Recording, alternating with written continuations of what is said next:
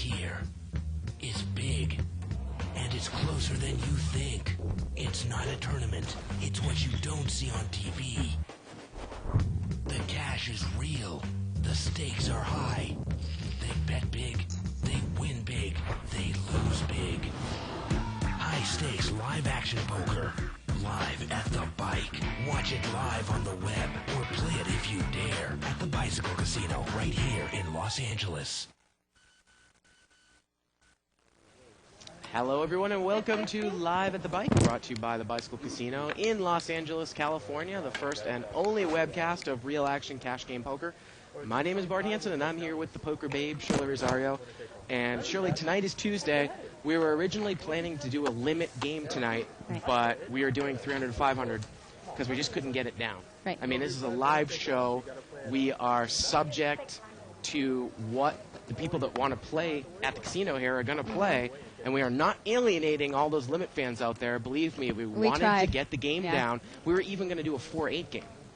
But that didn't work out as well. It was kind of a last-minute thing. So we put 300 to 500 on. So please, easy on us. We tried. So without further ado, let's get over to the table, and we're going to introduce the players. In seat number 1, we have Alan. In seat 2, we have Ho. Seat 3, we have Ronald. Rob is in seat 4. Haytham is in seat 5. Tony is in seat 6. It's Hollywood Tony in seat 6. Seat 7 is Don. And seat 8 is Dominic. And seat 9 is currently It's empty for now. empty right now. Now, we're going to get into the first hand here. I wonder if he's calling himself Haytham. We call him Charlie.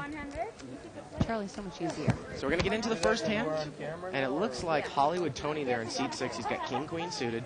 Dominic's got Ace, King. And seat 3 is in the hand. I believe seat 3's got Pocket Jack, so he has an overpair. And he's going to bet, and he is going to take it down. Now, seat 6 is Hollywood, and that is Ronald who takes it down. Seat 6 is Hollywood Tony Caden. People might remember him. He actually was on the verge in the 2004 World Series of Poker of, I believe, busting Chris Ferguson. But Ferguson, I believe, rivered him. They were all in. I think it was aces against queens. And he got some ESPN coverage, so people might remember him from that. Ferguson busted him. I think he caught a queen on the river. He is a local tournament pro, and he plays cash games as well, and No Limit Hold'em is his game. And if you ever suspect he has aces, go against him. He's telling me he's lost the last 7 of them Right. in tournaments. Button's going to move over there to seat 7. And we're going to see 4-way action here. Limped around. And here we go to the flop. 8, 5, 10. A couple people have 6, 7 open-ended straight draw. Alan's going to bet $20 here. Pot size bet with Queen 5. And he, amazingly, has the best hand. Yeah. Action's over there to Rob. He's going to fold. Tony's going to call with the straight draw. And Tony actually has overcards to the 5. Of course, he doesn't know that that's necessarily good. The turn is a queen, and now Alan's got queens up. He's going to bet 40 now. That's the card you're looking for on the turn? No. And Tony shows the open-ended straight draw, and Alan's going to take it down there with queens up. Now, if you want to follow a live thread that started on the internet, you can go to 2plus2.com, spelled out, click on forums. World Poker Tour and other televised tournaments, the official Live the Bike thread for... Actually, you know what? Boy, I just did that automatically off the top of my head there, Shirley. It's not in that form, actually. It's Texas Hold'em, mid and high stakes, pot, no limit Hold'em. Right. So again, 2plus2, forums, Texas Hold'em, mid and high stakes, pot, and no limit Hold'em. Official Live the Bike thread for November 22nd, 300 to 500. Now this is a 300 to 500 game. The blinds for this game are 5 and 5. The yellow chips are $5 chips. Blue chips are $1 chips. If you see purples, they're $25 chips. This is the best game in town, I say, in terms of being a no-limit restricted buy-in game. Yep. Now, Hollywood Tony Caden, he's going to get ace-king here. He's going to make it 20 to go. Looks like Ronald over there in seat 3. He's got pocket 3s. He calls. And seat 5's got queen 6 suited. In seat 5, he's flopped bottom 2 bear. And he's going to bet right into it. And let's see what Tony does. Tony's just going to smooth call with the ace-king. Well, Haytham going in with the theory bet right into the razor. Do you think that Tony's going to plan on making a move here on the turn? Turn to 4. I would imagine. No. Well, Haytham bets again, and Tony just calls again. Looks like it was about a $70 bet and a call. Pot's over $200 now. Here we go to the river. The river's a 9, and queen 6 is good. And it checked. Wow, he checked it. I don't know why you wouldn't value bet the river there. Queen 6 is good. Think they're friends? I need to learn. Let's not even go there. Why? Let's not go there. Okay. The button is going to be over here in seat 1. Suited. Famous last words. Who is this guy? So seat 5 takes it down there with queen 6. Again, you can email us at live@thebike.com. That would have worked, though. Questions, comments, suggestions. Only on TV I play this one. Button's going to move over there to, I believe it's in seat number 1.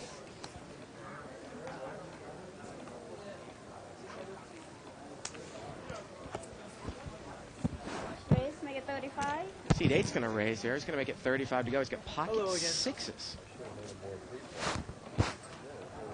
Alan goes. Yeah. Alan comes in, heads up. And Alan's got ace-queen suited. He makes the call on the button, so it's about a $70 pot. And here we go to the flop. And Alan's got top pair, but look at this. Dominic's got a set, and Dominic's going to check. Alan's going to bet here. Let's see how deep Dominic is. Boy, these guys are really deep. Alan could really lose his head here. He is a smart player. Now, he's bet 35, and let's see how Dominic's going to play it. He's just going to call. So he's playing the trap. Turn card's a 7. Dominic checks again. Bet 50. And now Alan's going to bet 50. Dominic's giving him the stare down. Pot's about $200. It's 50 to call. Is that a raise? You got to think that this guy, he's out of position. He's got to put some money in here at some point, surely, right? Right. I mean, 4, 6, 7. There are definite action killers that can come here. And he is going to check raise. It's like another $100. And you got to think, if Alan makes this call, He made it. and it looks like he is, you have to think that he has an ace. And I would bet big if I'm Dominic here on the end. And the river's a queen, and that could really get Alan in trouble. He's made aces up. Bet 200. And Dominic's just going to bet 200 here. He's going to bet 200 Well, into... Alan just flat call. Yep, and he's going to make the call. And a set of 6s is going to take down about a $700 or $800 pot there. Bad river for you. Dominic bet 200, which, you know, I got to say, that's a small bet. I mean, the pot at that point was over $450. I know. When Alan made that call, I know he had an ace, at least. And you got to think, like, if the guy moves there at the end, big, I think he could at least have gotten $500, $600. And then you think of it, I mean, we're in the restricted know. buy-in game. If he moves all in, I think Alan calls. I don't know. With ace queen, Well, you know? yeah, because, well, we know that there was a queen on there. Right, that's what I'm saying, because Right. he made 2 we pair know at that the he end. made 2 pair. But don't you think that's kind of a small bet there at I the do end? think it's small, but I think, you know, moving all in was a bit big. I think 300, 350. Yeah.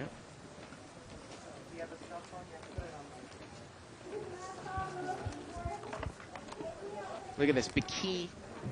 Binky on 2+2 says, well, I didn't come down because of the limit game, and now there's a no limit that I would play. Figures. Well, sorry about that, Binky.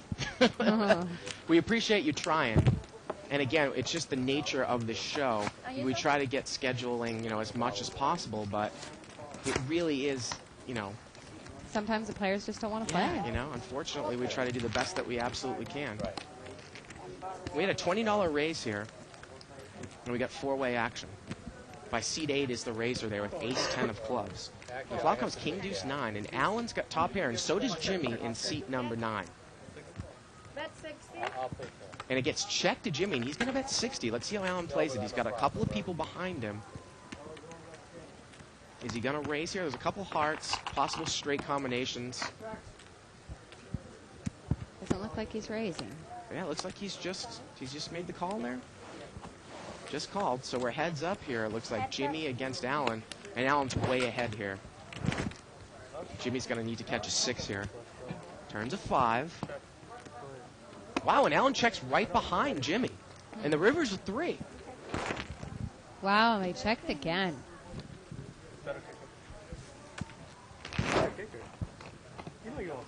And Alan's going to take it down there with King Jack. I don't know if he was trying to induce a bluff here on the turn. Who, Alan? Yeah. Oh, that's right. You were blind. That's right. I don't know. I'm still trying to figure that one out. I mean, he's in position and it gets checked to him on the river. He should have put a bet in there. Absolutely, I tend to I mean, agree with unless you. he puts his opponent on a flush draw, he's not going to get a call. But I mean, it's, Maybe he was scared of the So third what? diamond there at the end. Yeah, that's no, definitely it a wasn't miss. the third. I don't. It was a backdoor third diamond or something. Or wait, he had King Because Jack there of were two diamonds. You're right. hearts. Yeah, there were 2 hearts on Or- the flop. Was there a flush completed on the river? No, there I'm s- wasn't. Very, very strange. Yeah. I don't know. I He mean, missed a bet, that's for sure. Absolutely. At least one bet. Alan's going to raise here to 25. And it looks like he is going to take it down. He has ace rag there. Like, I mean, a lot of people have respect for Alan. He's a pretty solid player. Yeah, he's a pretty good player. Again, when you're thinking about making calls with those types of hands like pocket pairs, suited connectors, obviously you have to take into account player when you're figuring in your implied odds. Right. I mean, Alan's the type of player that actually might lay an overpair down if you flop a set. So it's sometimes, and he'll get away from hands like top pair, top kicker. Right, So- that's what I figured, with that ace queen. I mean, he was going to lose some money because he hit that queen. Yeah. But had he not hit that queen, he might have been able to get away from it. To a big bet. Well, C4 is just limped in here with ace king on the button. Wow. 5-way action. So he's playing it slow. And the flop comes Jack 10-10 with a couple of clubs. Don, And he leads out there with his trip. yeah, he does. He leads out with ace-10. And much like we talk about, no one gives him credit. Dominic calls with queen-jack. Now, we see so many people get in trouble when they play big hand slow pre-flop. At least Rob gets away from the hand. Sometimes they might just call with the ace-king there. And obviously, he's in big trouble. Turns a deuce. Let's see if Don's going to continue to push here with trips. He's going to bet 75. And Dominic is, he's going to fold. And again, we don't really see that often when people actually lead or raise with their trips.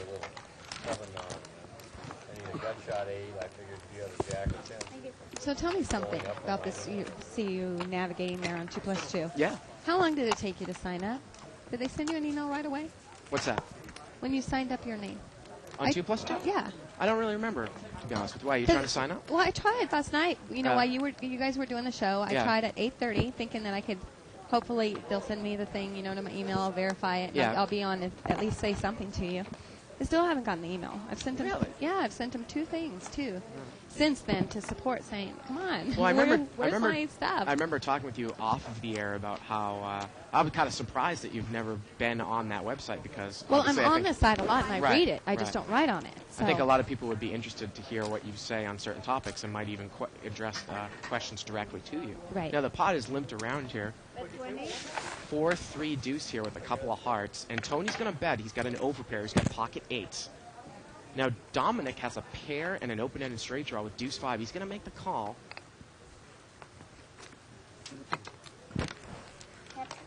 And we are heads up here. Turn is a jack. And Tony's going to push here for 100. And it that's looks enough. like he's going to take it down. I got to be honest with you now. I told David this last night. I've been a little bit under the weather. And actually, my producer, when she was talking to me this afternoon, she's like, "Are you okay?" This is Evelyn. "You seem like your energy level, it just wasn't quite there." And I was like, "I know, I'm sorry.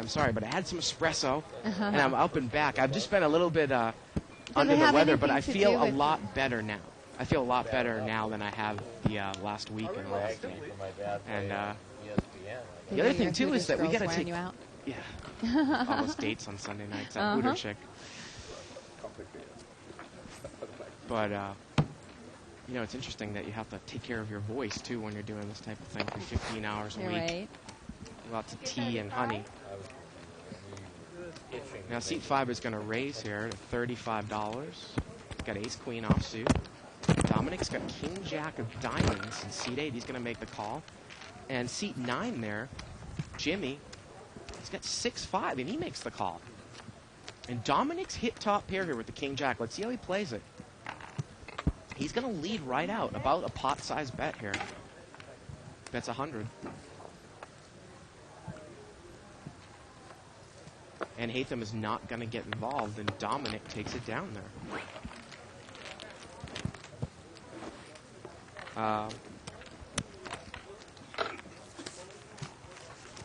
Now, for those of you that missed the show last night, check out Thursday on Thanksgiving. We are starting a 14-hour marathon, 4 entire shows starting at noontime. Do we know what shows they are? Yeah, well, we're going to put them up on the website, Best of Live at the Bike. And then, actually, the Barry Greenstein show with the commentary, his first time he was on the show, is going to be on Friday. We're dark on Thursday and Friday, and that's going to be on our normal time, 6 Pacific time on Friday. You can check out the Barry Greenstein, but check out the other shows, too. Mm-hmm. And, again, we tried to do that We have to have the one that we just did in the studio, right? With Jesus and... Well, I'm actually not sure exactly which episodes, but they That will had be to be the posted best up. episode ever. It was... Jimmy is going to And the guy raise saying it here. sucker... Yeah, that one we are doing. Oh, okay, yeah. Jimmy is raised here with pocket 10s out of the blind, and it looks like he is going to take it down. And again, I think we did this one time before, and when we're doing it different this time, the time we did it before when we played a repeat, anyone that started the software basically would get it at the beginning. But this is a continuous loop. So actually somebody can start a thread at noontime, and everyone will be seeing it. If you come in at 2:30, well, you're going to come in 2.5 hours into it. Okay. So it's not like everyone's going to get it from the beginning. It's a continuous loop for 14 hours. Got it. And so definitely, check it out.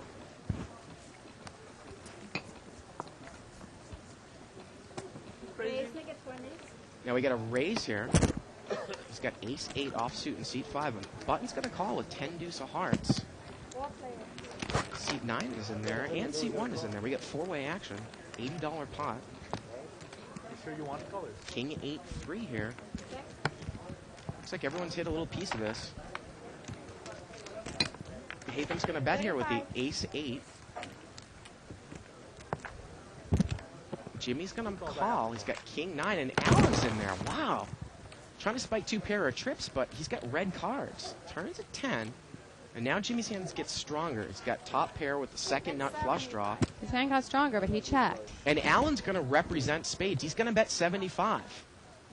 So maybe, that's why he called on the flop. He was going to try to hit 2 pair of trips and represent spades. But Jimmy's got a big hand. It's a $75 bet, and he's going to make the call.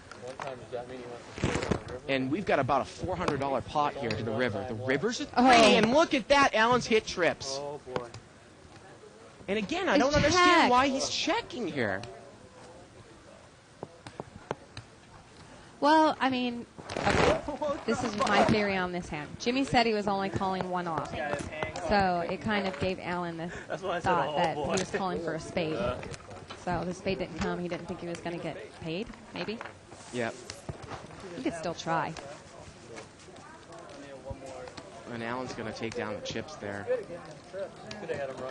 And sometimes, again, you've got people that don't necessarily play each other heads up. I don't know if this is the case. It's very frustrating sometimes for us. David and I did a show last week where it was just ridiculously out of hand. I've never seen Allen do it with anybody, though. No. But, I mean, a couple times here he hasn't bet the river. And, why would you just want to give money away like that? It doesn't make any sense to me. Right. I mean, if I'm playing at the table with you, are we going to check it down on the river? No, man, I'm taking your money. Yeah. Or at least I'm going to try. But I'll do that with anybody, I sit at the yeah. table. I'm there to take their money. I mean, even if they're my best friend. If it's my mom, for crying out loud. Four-way. I have played in a tournament with her. And wow, look at this 4-way action. Don's got top pair here in seat 7, but Dominic's got trips. And Don's going to bet. He's going to bet 30. Dominic's going to call. Well, look at this board. This really isn't draw heavy. If somebody calls your bet, what do you think they have? Turns a jack. that's true. So let's see what Don does. I mean, he could be calling with a weaker queen, but now you look at it, and I can't beat queen jack now either, right? Right. And he's going to bet. Make it 1. And now Dominic is going to raise. He makes it 100 to go. Yeah, there's not much that Don can beat because Right. he can't beat Ace Queen, and if Dominic had Queen Jack, like you said. Right. But he's going to make the call. And again, there is almost nothing he can beat out here, except a stone cold bluff. The river's a 5. He checks. And Dominic's going to bet 100. Again, a small bet into this pot size. It's about a $350 pot. And he's going to get a call. It's a call. And deuce 3 is going to take it down there. Well, I'm Dominic. surprised on that call on the river, though, because Dominic wouldn't have bet Queen 10 in that spot, right? He wouldn't have bet a lot of hands in that He wouldn't have spot. bet a weaker queen in that spot or a pair. He was only going to bet something that had him beat. Maybe to defend Don, maybe the reason why he called was because he figured, well, the guy's either got a monster. Sometimes you look at that and you know people who have mediocre hands tend to check it down behind you, especially Nolan and Hold'em on the river. Uh-huh. But if they can value bet their good hands, it makes it look like they're betting a hand that they've missed. Now, obviously, there wasn't a draw out there. Or maybe he's just, sometimes it's like, well, you've got a huge hand or you got a bluff. Because you don't have an in-betweener, because you would have checked behind me with an in-between hand, Uh-huh. right? So it's a good bet. Again, I don't really mind the way that Dominic's, No, played I that. liked his bet. I'm just surprised that he got called. But again, though, I think that he could probably have maybe $400 or $500 with bigger bets on the river there for value. He's missed a couple. Or he hasn't maximized his value. Now, Dominic's going to raise here with pocket 8s. He's made it 45 to go.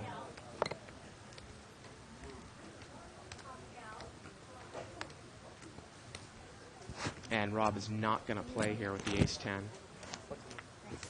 now he's bowling with it. He's got to slow him down. So he's stacking his chips. I want to say hello to Deep Down Truth. Have you ever found out who that guy is? No. No. Soften him a little for me. He's the only one that stands up for me, so he's all right in my book. So join us tomorrow night for our whale night. 5,100 no limit hold'em. $5,000 max buy-in, but then it continues to progress after you go broke a few times. Second rebuy is 10,000. Third rebuy is 20,000. Right. And we did see somebody rebuy for 20,000 last We week. did, I think it was yeah. Vic Park, wasn't it? Yeah. Yeah. And then the other guy, he wasn't doing well. He played last night, the heads up, Ed. Yeah. Right. He did a few rebuys, if I remember correctly. 6-way action here. It's limped around. Bet 25. Dominic's going to bet here on top pair. He's going to bet 25. Alan Now- has a pretty big hand here. Alan's got top pair and a flush draw. Raise, make it 50. And he's going to raise it. Now, Ronald, he has a flush draw as well over there in C3 on the button. You got a bet and a raise, which again means that it would open it up to a re-raise there by the original bettor, and he folds. Scared the hell out of me. And Dominic is going to make the call. Curious for interest before you do that. I was like, oh my goodness. And here we go to the turn. Turns another 10, Shirley. Both players, the case 10. Look at this, and it goes check, Oh, my check. gosh. And the river's a jack. Alan And- could have seriously got paid on that. And now Dominic's going to come in and bet, but I think that Alan might raise here. No. What is he doing? He just calls? That is absolutely amazing. Alan could be up A lot more than hundreds he of is. dollars, Yeah. possibly thousands of dollars in the show tonight. Doesn't he watch the archives? I thought he I did. don't know what he He's is supposed doing. to be improving his game, and it seems to be getting a little weaker. I mean, check. I mean, I guess. You know what? Maybe what was going through Alan's head was that the guy bet out, okay? And then when he bet the river, even though he could be betting with anything, he figures he might be out-kicked. So if Right. I raise, I might get only called by a better hand. Well, yeah, that's fine. You Yeah. just call there, but what about the turn? Yeah, I don't understand the turn. You make trips and Yeah. you're on flush draw, and Right. you check. It's absolutely amazing. 6 player. Yeah, it's limped around here. 6-way action.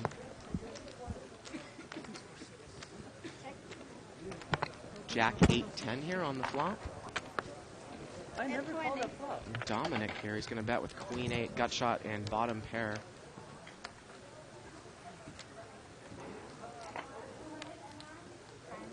Now action is over here to Hatham. He folds. And Hatham lays down the best hand. And Dominic's going to take it down there.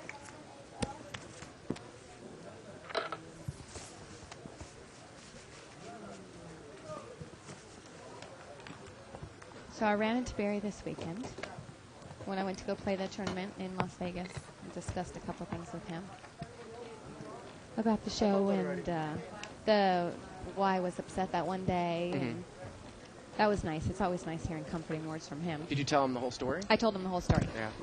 And, you know, I mean, he offered, you know, advice and stuff like that. Basically, you know, he thought there was nothing wrong with Tim, you know, rethinking. So I get 10%.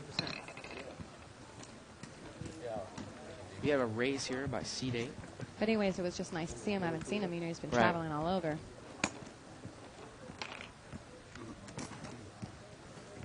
And a call.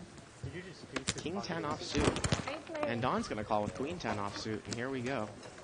Dominic with the betting lead here. Flop comes there, 10-eye. So Don and Hatham both have top pair. Bet 40. And Don's going to bet right out. He's going to bet 40. Well, let's see how Hatham plays this. These guys might get all their chips in here.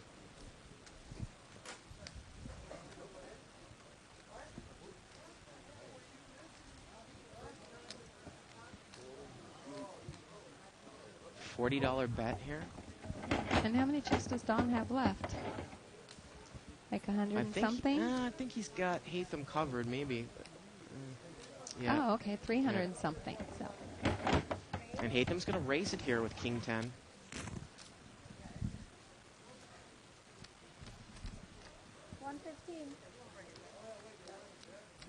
He made it $115. And Don's going to make the call, and he's out-kicked right now. And I think all the money's got to be going in. The pot's so big now. It's about a $300 or $400 pot. And look at this, the turn. Again, a case 10. And now we know all the money's going in. Definitely getting in there. Unless Alan was playing. And I believe that Don has put Hatham all in. He's bet 200, and Hatham's going to call. And there's a couple cards to chop or Don to win. And the river's a queen! What a bad beat. Don fills up on the river, and Hatham goes broke. Unbelievable, and that pot's the biggest one of the night, about $800 or $900 there. Wow.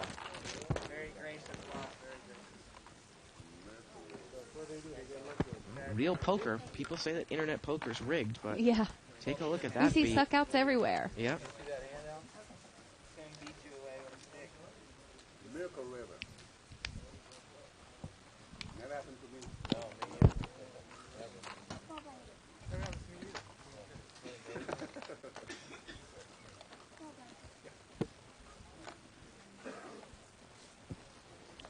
We had an email here by Steve. He says, "Hi there, being a relative newcomer to poker, I think I'm overplaying my hand whenever there are two suited cards on the flop, and I have none of that suit in my hand. I'm so afraid of flush draws that I may not be getting paid off by the second best hands." I assume that means that he might feel that he's betting too much, I guess. I would imagine he wants people out of there. He doesn't want people to draw on him. Well, we'll get to that here. Pot is limped around here. Speaking of flushes. 3 flush on Three the board. flush cards. And the only player that has one is seat 7 with the 3 of clubs. Oh, wait, there's Tony. Well, Rob bet here. He led out as a total bluff. 27. Okay. And look at this. Hatham is chasing an open-ended straight drop, but surely not really the time to chase there with 3 clubs on board, right? No, not when you have 2 diamonds in And your it goes hand. check, check, and the river's a 4. And ace high is good here. And now Hatham has to bet it to win. He's going to bet 25.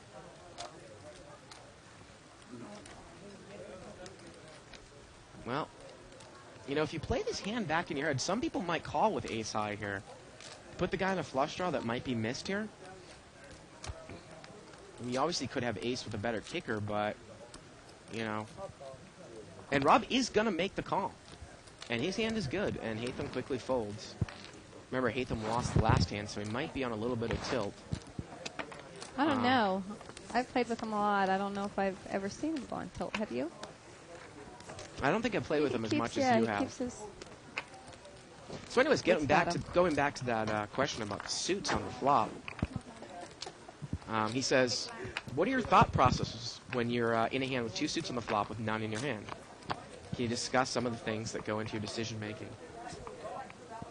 So what do you usually do? What do you usually Well, it do? always depends on the situation. I'm imagining that he's talking about no limit. I mean, that's a that's what I big figured important he was thing. talking about. Yeah. I really don't worry so much about the flush. I mean, if someone, a flush draw, someone makes it, all the power to them. But, a lot of time, and especially when we see all these hole cards, people don't have them, most of the time. Yeah. There are occasions when they do. There are occasions when a couple people are on the same flush draw, but most of the time I think that if you're overbetting the pot, that you're losing out on value. And Alan's going to bet $10 here with a pair of 5s. And look at this. Rob is going to raise here with a flush draw representing the king, and Alan calls. And the river's a diamond, and Rob gets there. Alan checks. Again, a really tough call for Alan to make there on the turn. And a $100 bet there by Rob, and he is going to take it down. But hey, maybe if Alan had a good read, he thought the guy was on a flush draw, he made the right call. Now, we know that you don't like to slow play, so you would just probably bet, your hand no matter what, because you're afraid if that diamond came, not necessarily someone will have it, but it'll kill your action, right? Well, I also think that everyone's always scared that, just play your hand. Usually good, once you become more advanced and you can do quick math in your head, you can almost kind of become like, that's what people said the great thing about Stu Ungar. He knew exactly what to bet. If you can really do the math in your head, then you can bet the correct amount where the guy really isn't getting the price he should to chase. And even if he makes the call, you're winning money in the long run. Right. He's making a bad call, regardless and you're getting, right. Exactly. Regardless of who wins. So sometimes when you do overbet, you're right. You're almost, put it this way. And we got a raise here by Hatham. And it looks like he's going to take it down. If you can bet the minimum to outprice him, that's the bet that you want to make, as opposed to betting him way off of the hand when it's obviously that he's not going to call. That's true. Because you want to make a bet where he's not getting the price to call. But if you bet $1,000 into a $2,000 pot, he's not going to call, obviously. If you move your stack. Now, the thing is that, like you said, a lot of people... $1,000 into a $2,000 pot? $1,000 bet like into a $200 pot. Oh, $200. Saying like a big overbet, yeah, right. for example.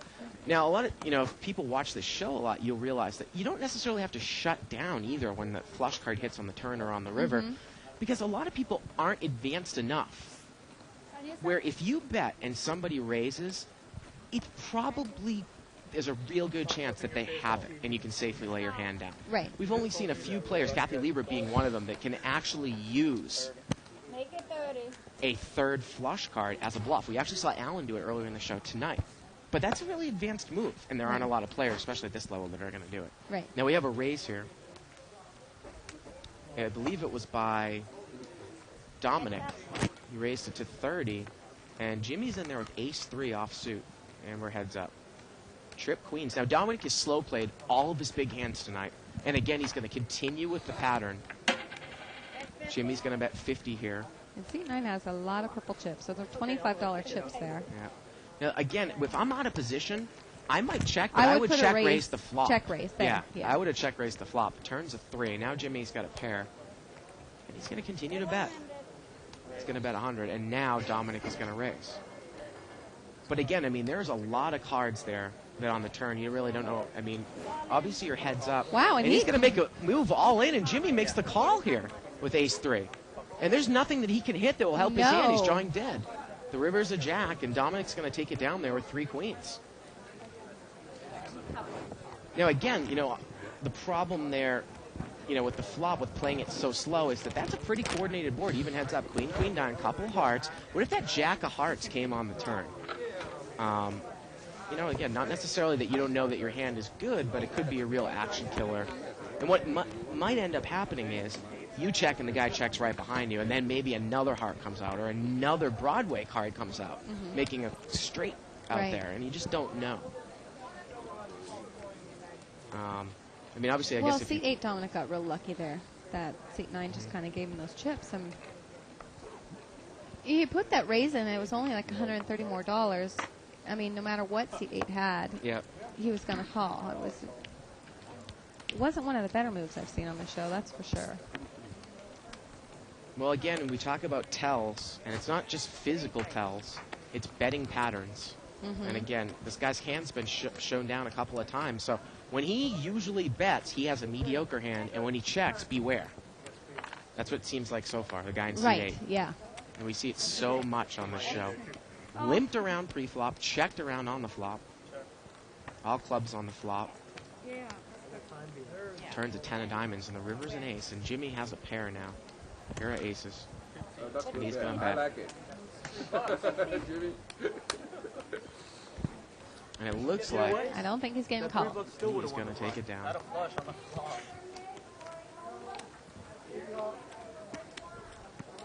Well, wait a minute. Rob is going to make the call Oh, there he with a pair gets of called. fives. When Jimmy's ace deuce is good. Liar. I got a flush and a flush. I got a 3 on a 10. What I was going to say was, Not a poker player. I think that's Sonny over there in seat 8. We haven't really, or seat 2? Yeah, we haven't really seen him play at all. I didn't think I would get a call. Sonny? Yeah. That's his nickname? Sonny in seat 2. Okay. He plays a lot of limit hold'em. I play limit hold'em with him. I've never seen him play in a no limit game though. And again, you always wonder. There isn't a lot of literature written about no limit hold'em, especially restricted buying games. And these people Oh, that think Russ that, Fox, new book. Well, Did you read that? I actually Not don't yet. have a copy of it, but I'll loan you mine. you know, it's just these limit players. I mean, this is a different game, and I wonder sometimes if they know how to play the game. We got 5-way action here. Limped around. Ace 6 9. Two people have ace 5 here. Now look at this. Sonny checks his ace 5 from the cutoff, and now the button is going to bet. And that's How. We have him as How in seat 2, but I know him as Sonny. And he's going to make the check call with ace 5. Turns a deuce. It's a spade. And now Ronald is rolling on spades. And it goes check, check. And the river's a 5. And both players make aces up. Bet 40. Sonny's going to bet 40 here. And I believe that Ronald has called. Chop it up. Again, I got to tell you, if I was Ronald, I probably would have raised the river. I mean, I understand that, you don't necessarily want to open it up to a raise with a mediocre hand, but aces up isn't necessarily a mediocre hand. Because you've checked the turn behind Sonny, you're inducing a bluff. You could have anything, right? I guess maybe he was scared of the 3 I was going to spades. say, there were 3 spades on there. And Yeah. we know, I mean, we just had an example from one of the viewers send us an email, Mhm. that some people shut down when that third flush Yeah. card gets there. How long you been? Here quite a while, haven't you? Looks like Barry Woods is on the thread. BW1 on 2+2. Again, if you want to follow a live thread, go to 2plus2.com, spelled out. Go to forums. Texas Hold'em, mid and high stakes, pot and no limit Hold'em. Got a raise here by Jimmy in seat 9. He's got ace jack offsuit. He's going to make it 30 to go. And looks like seat 3 has pocket nines Pocket over nines. there. Yeah. So our heads up. Made a smooth call pre-flop. And he flops a set of 9s, and Jimmy's got top pair. But they're all clubs here. Right. Look at this. Now, this is a great time I think you would want to raise with pocket 9s, No, but not Ronald him. just Not Ronald. calls. Wow, what a board to not slow play. The turn is a 6 here. And I got to think that Jimmy was trying to put out a little bet, so I think he wanted to get raised. He only put a $15 bet out on the flop. And now he's going to bet more. He's going to bet 70. I think 75. And now he And goes now all Ronald's in. going to move all in. That's a little eager. Now, that's a little too much. It's Yeah, going that- from one extreme to the other. Yeah. And again there, Jimmy without a club. I don't know if this hand, if he can make this call. I mean, it's about No, I 300. don't think he He's will. got him covered and he folds. But my goodness, Shirley, I mean, we talk about not slow playing, not because, if we can keep that board up there for a second, not because you don't necessarily know if your hand is good, but in this case you don't.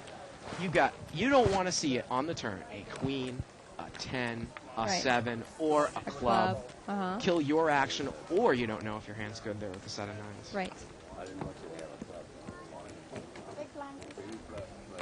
And I don't think we've seen Ronald on the show before in C3. I haven't seen him.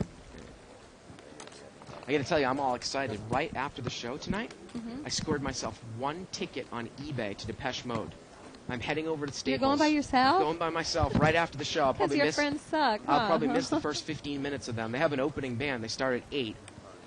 And I'll probably get there by 9:30. We've got a chip count here. So Dominic's leading the table with 1,500. Alan's got 1,400. I got to tell you, Alan could have a lot more of Dominic's yes, money he could. there. He could have the lead, that's for sure. Yep. Everyone else. We've got a lot of chips on the table for a 3-5 game. And it is limped around here.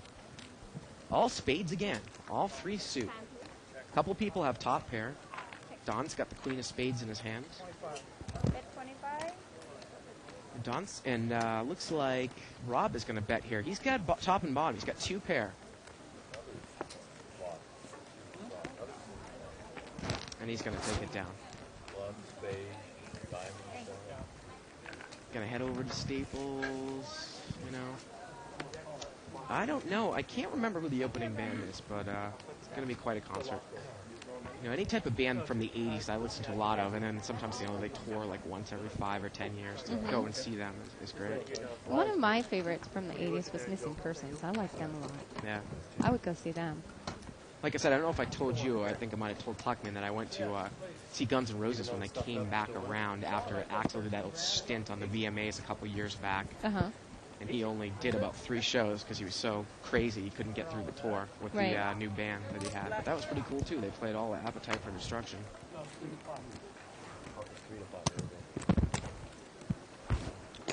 Again, we're playing 300 to 500, no limit hold'em. The blinds for this game are 5 and 5.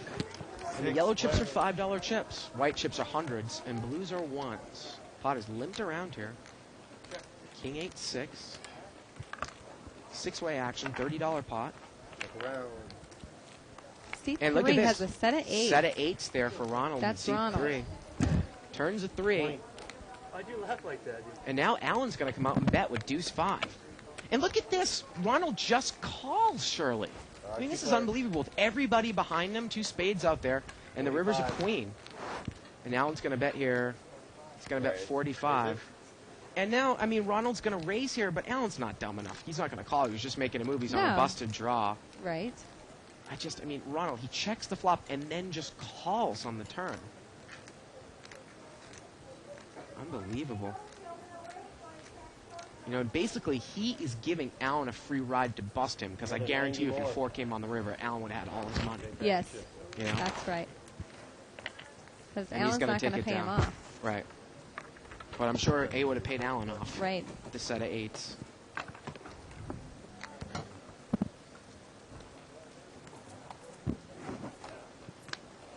You know, something else I want to throw out at all viewers. Again, tonight was supposed to be a limit hold'em game, and we couldn't get the game down.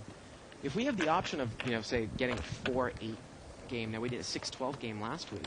We were going to do the 4-8 game, and I still think it would be interesting, but, you know, feedback from viewers would be nice. You can email us or write on the thread. Because I know a lot of people that watch the show multi-table at those levels. You know, we're playing 4 or 5 tables Yeah, I mean, at a a time 4-8 of 4-8. is like a 5-10, you know, that we play online. Does any site have 4-8 online?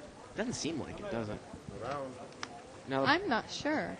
flop is checked around here. And look at this. Jimmy, he checked trip jacks in seat 9. He's hit a full house on the turn. 15. And he's checked it again. And again, we've got slow play-itis on this table. Rob's going to bet with the king, and Jimmy just calls. Out of position. What is he going to do? Just bet the river? I mean, he's just going to bet the river.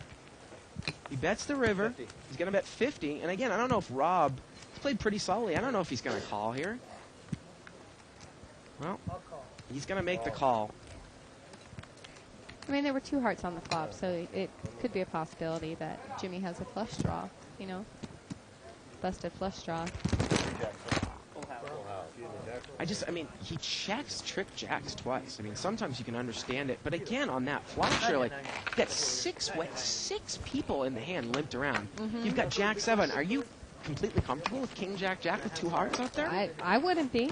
Yeah. No. But it looked like he was. Yeah. Button's going to move over here to seat 8. You like Depeche Mode? I like some of their older songs. Strange Love. just a question of time. I don't know if I know that song. Brutal. Four-way action here. Limped around here, Jack 8-7, and it looks like Jimmy's got bottom two pair here. Let's see if he slow plays it. He's checked it. Turns a third spade. Now he's going to bet. He bets 20. Now Alan checked top pair here, and now he's got the Jack of spades draw with top pair. He also had a, look at that flop for Alan. He had Jack 9 there. Gut shot. He didn't bet either. Right. He calls. Dominic's going to call. He's going to pair. And the king of spades, and here we go to the river. And the river's a 4, and looks like 7-8 has escaped here. Still, yeah. And he's going to bet here. He bets 50. I'm surprised that Jimmy didn't bet on the flop. I'm surprised Alan didn't bet on the flop. Mm-hmm. And Alan now folds. Do you think? I think Alan might have actually been going for the check raise on the flop, and nobody bet. His hand was good It enough might to check be, raise. yeah. And he's not going to get paid off here.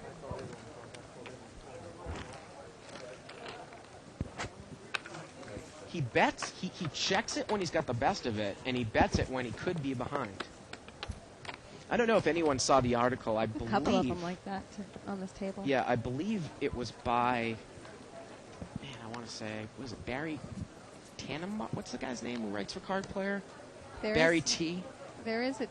Or it might have been Bob Chaffone that wrote the article. But anyways, David mentioned it last week. It was about playing backwards. About how everyone seems to play backwards. Basically what that means is checking their good hands and betting hands that are vulnerable or bad. Right. And if you notice that good players will show strength on the flop with their good hands, because it's usually winning poker. 9-6-6 here. Again, that was in Card Player. And we got trip sixes here for Rob. But he's coming out and betting them. He's going to bet.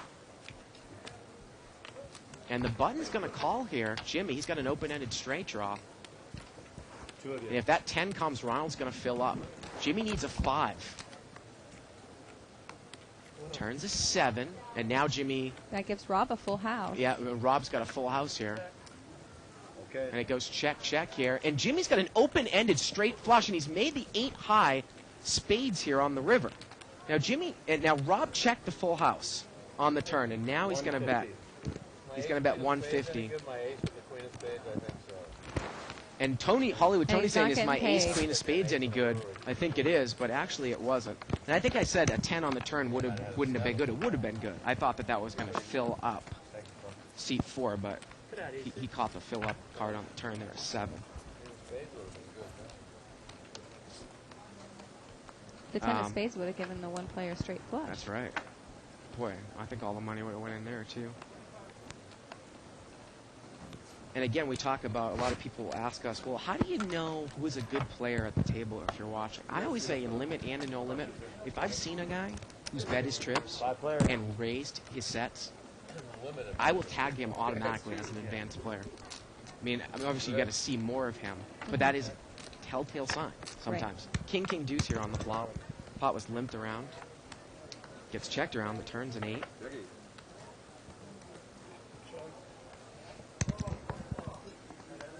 Checked around again, and the river's an 8. I got a full house.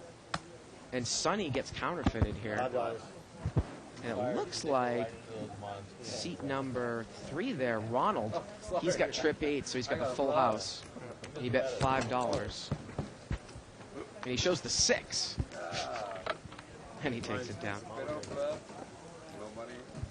So this weekend I told you I was in Vegas, and the first night, I had some time to kill, and I stopped off at the Luxor Poker Room. So Can I stop you yeah, right there? Sure. Because I've seen things on 2+2 where people are like, oh my God, does the Luxor Poker Room suck? Oh, yeah. Oh my God, does it suck? Well, yeah. Well, that's what I'm saying. I go in there and then they say, oh, what game do you want? And I said, biggest game you have. And they $50 no limit. And I go, oh, a whole $50, huh? So, but there was this one hand where the board was 10-10 something, and I let out on it. And one of the guys next to me, I think I took the pot down on the turn, or on maybe even on the river, but it didn't come to a showdown. 2 players. And I don't mean to interrupt That's you, okay. but we got a raise here by Pocket Jacks, and Ronald is just smooth called in the blind with kings. Now, both players have overpair to the board, and Ronald's going to play it slow. He checks. And look at this. Haytham's going to move all in, and why not if you've got jacks here with this board? And Ronald calls. And Ronald even has the king of clubs in his hand, so Haytham's going to have to catch a jack here. So Ronald played it slow in the blinds. Sometimes you can get away with doing that if you're heads up and you figure the big blind's going to be out of there. Turn is a 10. Haytham's going to need a jack and a jack only here. And the river's a 10. And kings and 10s is going to take it down. Looks like that's going to be it for Haytham. Charlie's, yeah, he's done. So you let out with 10s. I let out with 10s, Yeah. and then I ended up taking it down, and the one guy next to me, who seemed like he was a player, he actually had a Poker Stars jacket on, Yeah. said something like, oh, she had trips. And I said, players don't lead out on trips. He said, most players don't, but you would. You know, like, good players do, basically, is what, I think that might have even been Really? exactly what he said. But Yeah. almost the same thing that you said, that he had kind of put me on that because he thought that I was Can I good. just have the nuts on the river? And it's interesting, the guy in the card player, again, I don't remember his name, I'm sure I'll get the information from somebody out here in internet land, said, you know, he actually gave a couple of his own contrived reasons as to why people don't do that. And some of them made sense, other ones I don't know if he said sometimes people do it just because it's fun to play a trapping game, Uh-huh. you know, in that article. Now, Tony has got top pair here, and Jimmy's got a flush draw. It's limped around. And Jimmy's going to bet. Now, is Hollywood Tony going to check raise here? No? He's just not even going to get involved. Boy, that's really tight. Why are you laying down the mess? Got Jack 6 there.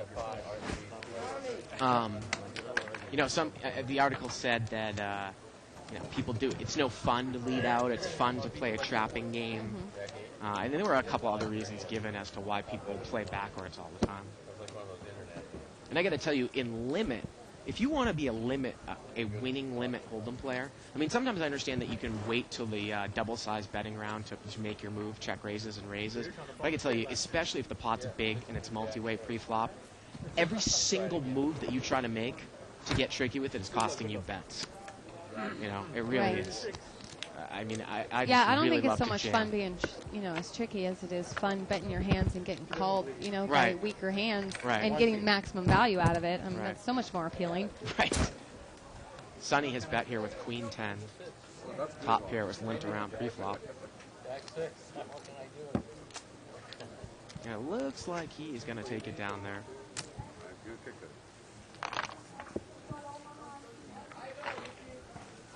Blinds, please. Looks like we got that gentleman Baron Vangor Toth on the forum tonight, and he was out here in L.A. He wanted to play on the show, but he was trying to make it out here, and I guess he had business meetings. But you actually came here. You were going to play I in the came game. here specifically for that reason. Yeah, Before heading out to Vegas, I said, okay, I got to go run by there. yeah, I don't want to be accused that I try to dodge them. So yeah. Peter, can you get Martin? Technically, it's still on. Pot is limped around here. Wow, another 3 flush, Shirley. How many have we seen here? we've seen a lot tonight. 7, 8, 9 all hearts. 15. All right, now let's get it. Somebody bet 15. You want to call?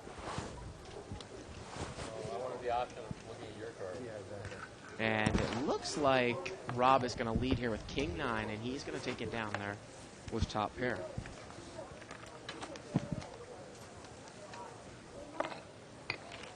Now, again, if you're thinking of a Christmas gift for the man, the woman, the child that you love, Uh-huh. and they're very interested in poker, how about a subscription to the archives? $14.95 gets you all of the saved action, over about 1,000 to 1,500 hours of action. And check it out. You can click on the archive banner at liveatthebike.com. Educational, entertaining, informative, great stocking stuffer. Seat 9's going to raise here to 30 with pocket deuces. I know that you were thinking about getting that for your little girls. Oh, yeah. You have to watch old are enough they? poker already. How old are they? 9 and 5. My older daughter, she watches with me. Don't you know? be a Scrooge. Splurge and get a month's subscription for someone. Or how about yourself? There you go. Hutton's going to move over here to seat 8.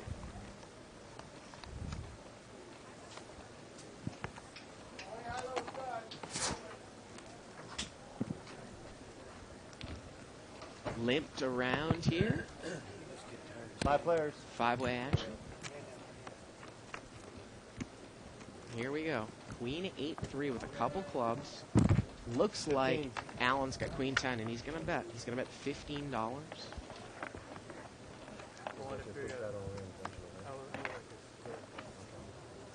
Let's see if Dominic gets involved here. Yeah, he's gonna call a second pair. And Jimmy calls with ace-9. Now, what I was gonna say was, if you see a really advanced player, maybe Dominic could represent clubs here. Well, look at this. Jimmy spikes an ace, and he checks it. Well, I think it'd be much better for Jimmy to represent clubs with that holding ace of clubs. And it gets checked around on the turn, and the river's a jack. 20. And now Jimmy's going to bet. No call player. And that's a good fold there and a good check there by Alan. Again, sometimes the other thing, though, you have to realize also is that if you've got a couple of if there's a couple clubs there out in the flop, and you think somebody might be on a flush draw, well, if an overcard comes, they could hold the ace high flush draw, so that now that they have a pair of aces, or the king high flush. And Alan folded.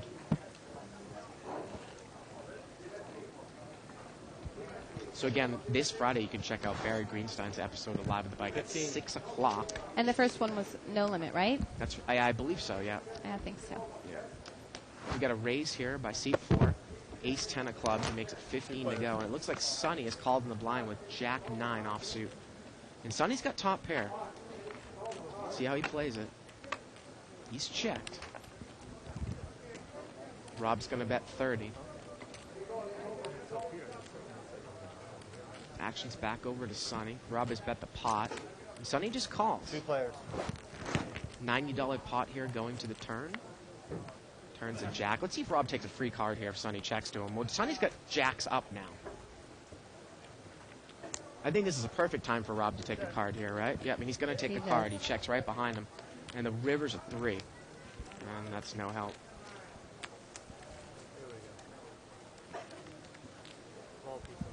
And Sonny is going to bet. He bet 50.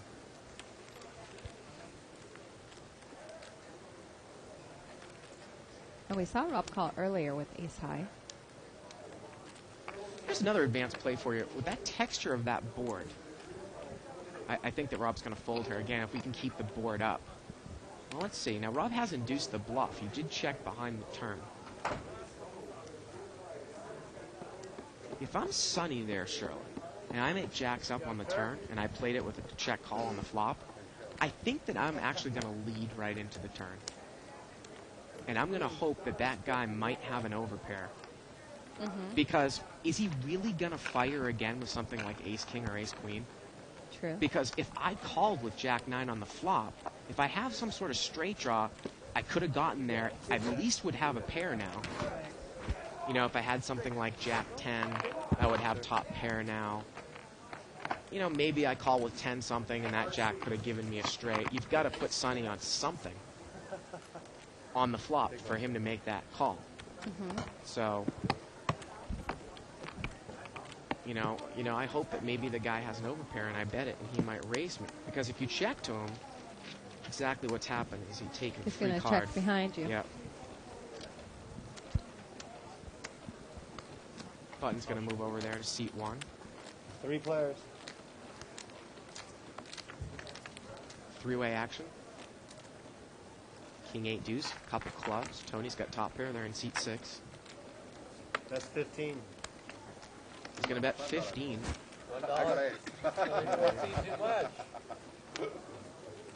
And it looks like he's going to take it down. Right there. Again, you can check out www.thebike.com and play for free. It's our play for free site. Just click on the play for free banner at thebike.com and download our new software. We've got free rolls that are up and coming for live at the bike viewers. So check it out, download the software, get yourself accustomed to it, and we'll have more information coming soon about those free rolls. Got a new player coming into seat 5. It's Ralph. Now seat number 9 there. 10. Oh, this is unbelievable. Seat number 9 is linked in with ace-king suited, and the big blind has raised to $10, opening it up to a re-raise, and that's exactly what's happened. Ace-9 raised to 10, and ace-king just came right over the top. He raised it up to 40. So ace-king's pulled the limp re-raise from middle position. believe he had pocket. And Rob is called, and he's in big trouble. And let's see, and Shirley, if an ace comes here, and look, here we go, we got an ace here, and Yes, let's we see do. if he's going to lose a lot of money here. He's going to bet right into the ace. He bets 30. Let's see how Jimmy plays 80. it. Jimmy's going to raise, straightforward. He's going to make it 80 to go. I win the big $15 prize. And it looked like Rob made the call there. Well, let's see. He's thinking. Yeah. He's going to make the call. Problem here for Rob is we're going to see a turn card here. Turns a diamond. It's a 10. It gives Rob at least a few outs. And now if I'm Jimmy, I would think I'd probably want to bet here. Maybe put Rob in. And he's going to bet 150. Now, again, the problem for Rob here. If Rob made the call, is he all in? And he's going to make the call. And I don't know. Apparently he's got more he chips. looks like he has some white chips Yeah. there. Potts, he's got 2 white chips there. Potts about $500. And the river is an ace. Now Oh, it's a what a chop pot. horrible card. Both players Ace, have... ace. And then they both checked. No, actually, Rob checked and Jimmy's moved all in. Oh, okay. Yeah. Well, I saw him moving with his hand. I didn't hear him. Yeah. Well, 290. And I actually don't mind the play by Rob at the end there. Maybe checking to induce a bluff, but obviously they're going to get it chopped up. But once again, we see that situation where dominated hands like ace 9.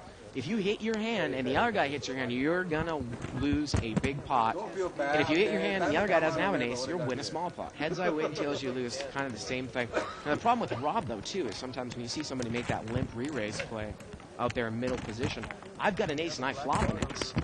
I mean, somebody might make that move with queens or kings. So sometimes when that ace comes on board, I still think my ace 9 is good. Because it's really unlucky for you to be up against ace king Solve and the not whole have an ace problem. Don't flop. play ace 9. Yeah. How about not making a mini raise out of the blind Yeah, and open yeah, yourself that's up for a even re-raise? worse. Take a look at her in another chip count. Dominic still in the lead there, Nothing. Allen just barely trailing. 1680. And we saw that Charlie went broke in seat 5, and Ralph has moved into his seat. $400 there. Yep.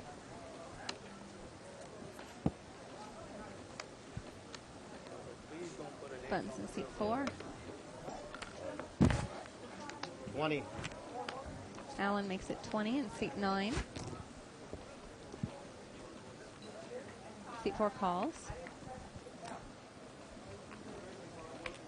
Seat 5 calls. 4 players. We have 4 players in the pot. Seat 9 also calls. Okay, flop is 7-6-4. Allen has 2 pair, bottom 2 pair. 35. And he bets $35.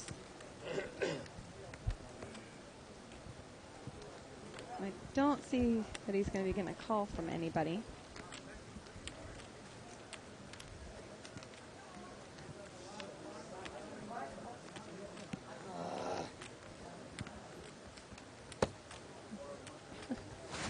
And poor Rob had to lay down an ace 9. I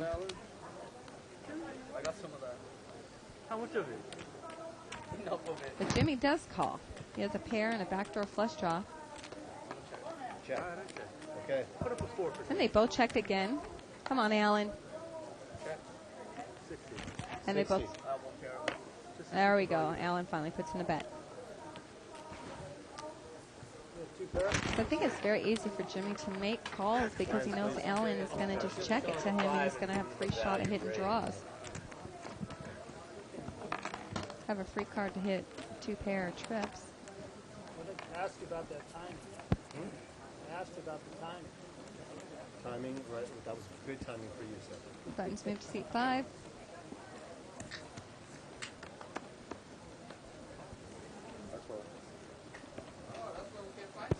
Peek. Peek. Right here. Come here. Okay, looks like limped pot. That's why everybody's looking for race on. 4 people in the pot. I don't have a drop box over here. On this yes. Don has the best hand of pair 4s. 23 hands worth? 23 hands worth. Okay, goes checked around. One more cut here. Yes, sir. 10 of diamonds on the turn, and a 4 on the river, giving Don a full house. But nobody else has anything. Don checked. Okay. Queen. Tens and fours with the queen. Four's full. Shows the 4. Four's full. Can make a little less money on that one. No, actually, I don't think he was getting paid off anything anyways.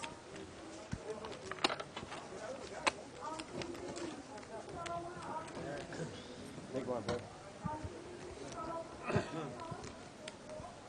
We'll come back in and wait for your big. All right.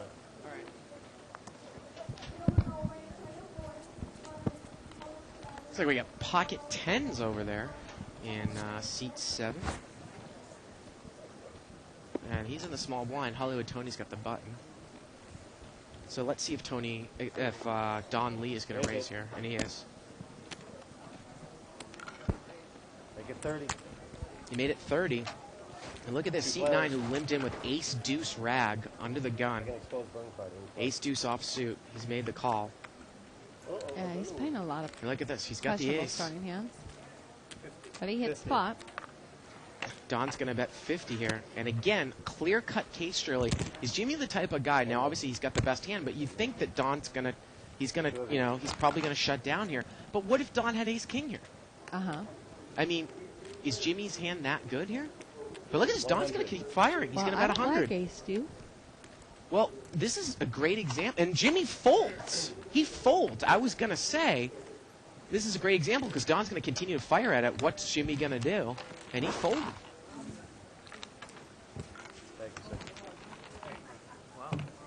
So you got to see a little bit of last night's show? Guess I watched a little. Did you like the heads-up style? It was interesting. Seemed like a lot of people out there were fans of it. Yeah. I know the preliminary matches kind of went fast, and what we'll probably do is extend those because that was kind of a bit of an all-in fest. But I can tell you the heads-up match between Ed and Mike, both players are pretty deep stack compared to the blind sizes, and it went for like an hour and a half. It was a good match. Mm-hmm. And they weren't really getting as much advice as I thought they would. Like, Ed was kind of playing by himself, and Mike was too, Yeah, I thought that was kind of interesting to, have Ed play and then Mo sitting there telling him, it was probably driving Mo crazy watching Ed and how to make moves with his money. Looks like we got a raise here by Don, 75 with pocket queens. Well, actually, I talked with Mo and Mike after the show last night. The reason why I said to Mo, I'm like, boy, you really didn't tell Ed what to do at all. And Mike told me, well, the reason why that Mo didn't do that is because Mo said that he has trouble reading Corporation Mike, as probably does most people, a very loose aggressive player. Just led Ed's got, I guess Mo thought Ed just has as good as a shot of beating him as I do. Yeah.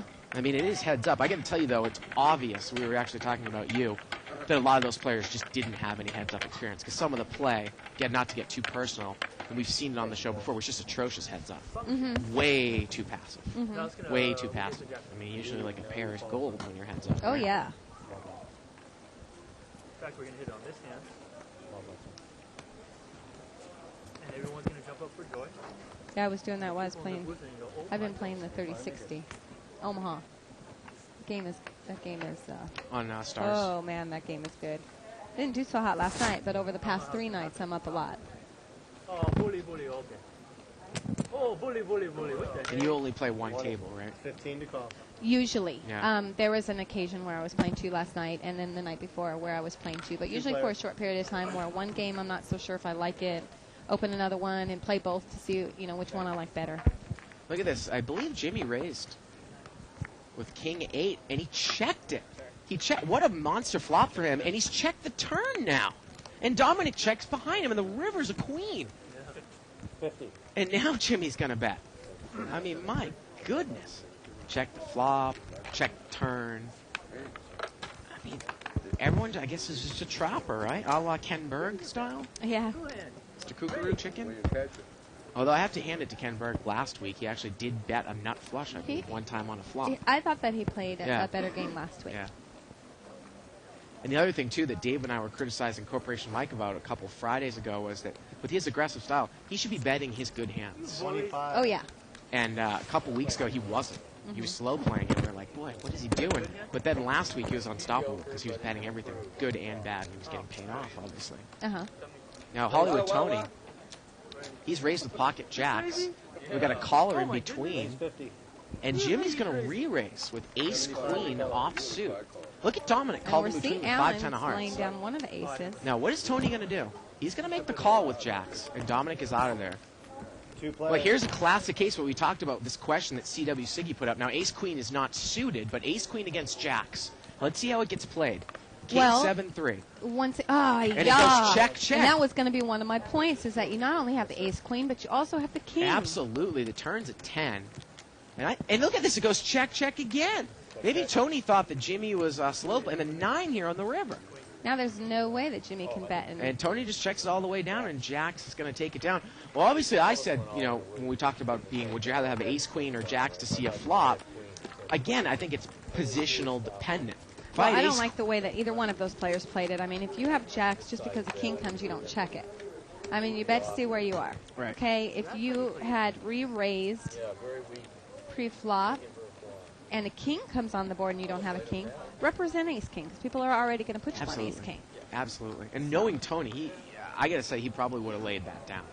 Again, we talk about ace-queen versus jacks, positionally dependent. Well, yeah, you've got 3 overcards to the jacks, and if you hit your king, you don't like it, but you've got to use it. I talked to Steve about that, and I'm going to talk about that after this hand. I forgot about that. Pot is limped around here. Ace, king, 10 here with a couple of clubs. Doesn't look like anyone's got much here. All low cards, no paint. Check around. Gets checked around, the turn's an ace. 20. Ralph's going to bet here. He's going to bet 20. And he has the best hand. Look at the rest of them. He's got 9 high. Yeah.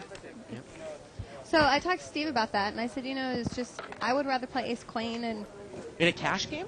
I thought we said that you wanted jacks. No, I said that I know the jacks were always the favorite, but I think the ace-queen is an easier hand to play and this and that because of the betting. Jacks are harder to play there. But then I was saying, it could go either way on that. After tournaments, for sure, ace-queen. But Steve was talking about how, no limit cash games, it is all about the betting. And that with ace-queen, he brought up something that someone else had brought up, but he argued it differently, was that ace-queen, you shouldn't lose a lot of money on. And jacks, you should. So he was saying it the totally opposite, is that, when you have the jacks, you can actually lose them on a lot of money. And with the ace-queen, you can actually win. We got 7-way action here. It was limped around. A lot of high Broadway cards. And the flop comes 10-7-6. And Dominic is going to bet with top pair with queen 10. Jimmy's going to call with jack 7. Sonny's got king 10. He makes the call. And we got 3-way action in here. Sonny in seat 2 with the best hand. Here we go to the turn. Turns a diamond. Let's see if somebody uses it. Well, Sonny does have top pair and a 10 He's got diamond. the 10 of diamonds, and he's going to bet. I like the 35. bet. He's in position. He's going to bet 35. That's kind of small. That's about, I want to say, about a quarter the size of the pot, Shirley. Again, sometimes you have people who aren't necessarily all that experienced with no limit hold'em. This is one of the first things that you can notice when they make a mistake. They're betting sizes relative to the pot. And that's a really small bet here on the turn. He does have the best hand, and he would need to get really unlucky to not win this hand. The river's a deuce. Dominic checks, and Sonny's going to check right behind him. Queen. King 10 is good. King. There it is. Well, I've always said,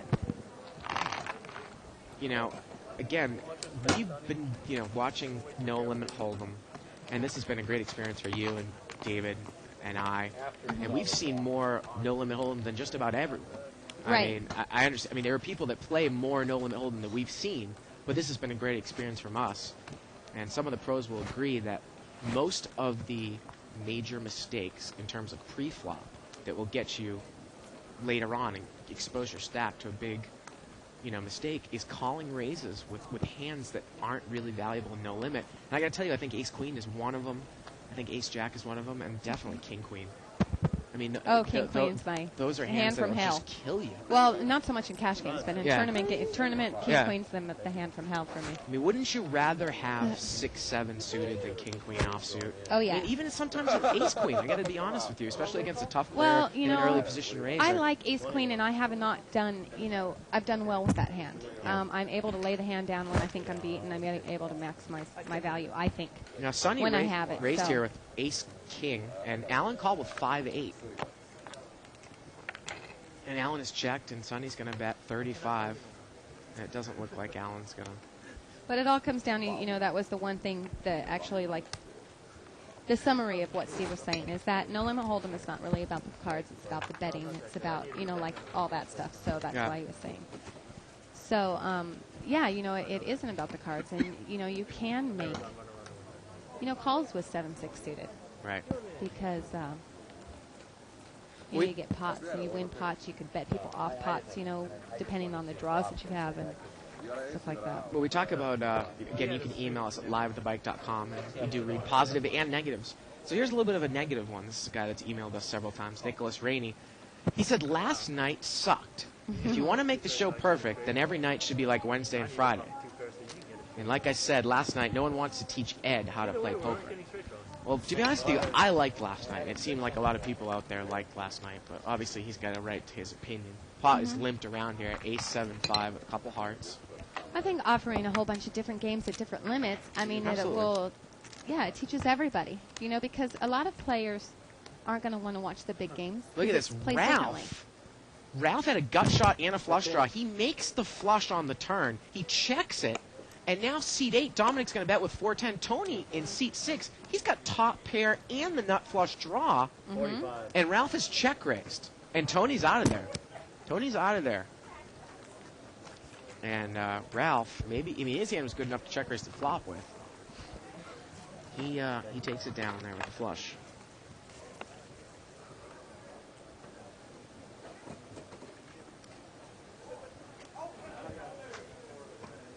And again, it is the nature, obviously, of the show that, Wednesday and Friday seem to be the favorite shows by most of the viewers because it's usually the biggest games and the games with the most usually action. More action. But I got to tell you, you God can damn learn it, a lot these for limit the smaller players. I got to tell you, Cheryl, these limit players, they won't. I don't know what their problem is. Well, we They just just need won't you play. you just go out there and play. We want to watch you.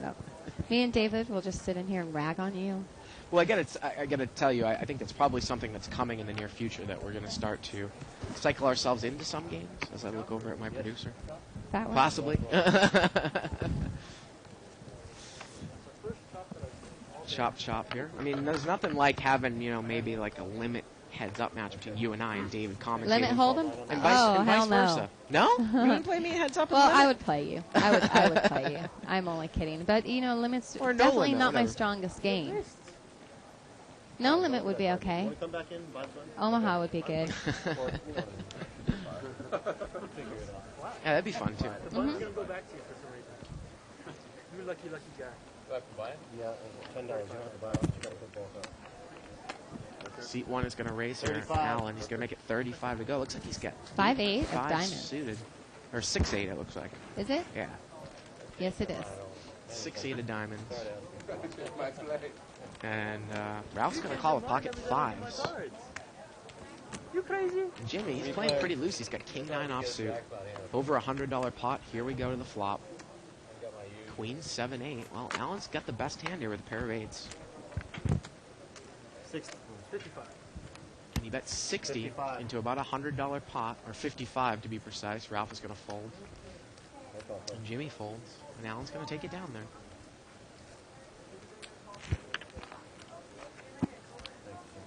Last time we raised 6-4, this time we raised 6-8. Wow. No, 6-8, I would just flipped over one of them. You raised a 6-4 hot, yes, There's a 6-4 good hot. shot of Ralph. You gotta guess when he Didn't you say that, you got to go with it all or none with the bald I head? like that. Yes. Call me sneaky As opposed to now. like the comb over. My new nickname. Yes. Oh, that's horrible. I don't mind that nickname. Sneaky. Better than Junior Man. Limp here, ace jack in seat 6. Limps, Tony. And seat 9's going to raise. He's got queen 9 offsuit. He's going to raise 20 out of the small blind. It'll be the best. It'll be the best.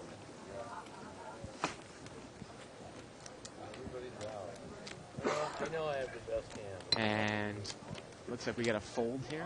Come on, last time I called. Oh, and he's going to fold there with ace jack. Well, he's playing really tight. And Jimmy takes it down. No wonder why he goes out with aces all the time in tournaments. It's the only hand he plays. You raised me 75 with 80. You're bound to get knocked out with them. Well, again, though, I mean, ace jack offsuit, no limit hold'em. I mean, Right. it's not the best hand in the world. I left ace jack suited today. He is in position, though, and if this guy in seat 9 has shown down some hands, I mean, we can see. Sometimes we get confused because we don't know exactly what's been shown down up on the table. But I got to tell you, like, I mean, I've seen what seat 9's been playing tonight. I would, definitely call or even raise with that. Right. Well, we've seen all the hands, and we've seen he's played a lot of crap. Pot's linked around. 8-way action.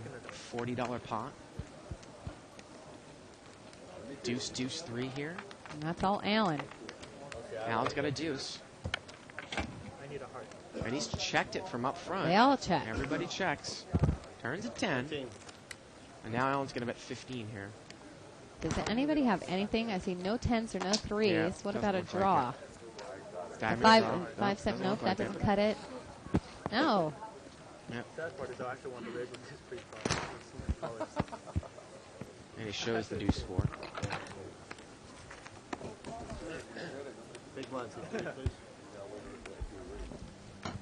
But there's 8 callers. I'm like, shoot, I know I'm going to get called at least. Button's going to move over there to Alan. It's not raised. Who's the blind? Big blind, C3. Hello, how are you doing? Raise it. We've got a raise here by Hollywood Tony. He's got pocket 10s. He's going to make it 30 to go. You want me to call Tony? Whatever you like. What do you have? And Alan is going to make the call. He's got deuce 3 of hearts. You actually do want me to call? Okay. And we're heads up here. Apologize in advance, Tony. Deuce 3 against pocket 10s. Queen 8 jack. Well, not a great. Look at this. Tony checks. And let's see if Alan can bet in position and take it away. No, it goes check, check. The turn's an ace. Tony's hand just keeps getting worse and worse. And now he's going to bet. Going to bet 20. Look at mine. And Alan folds. I figured it was one of those. You want me to call. Thank you, brother. We were talking a little bit about this last night.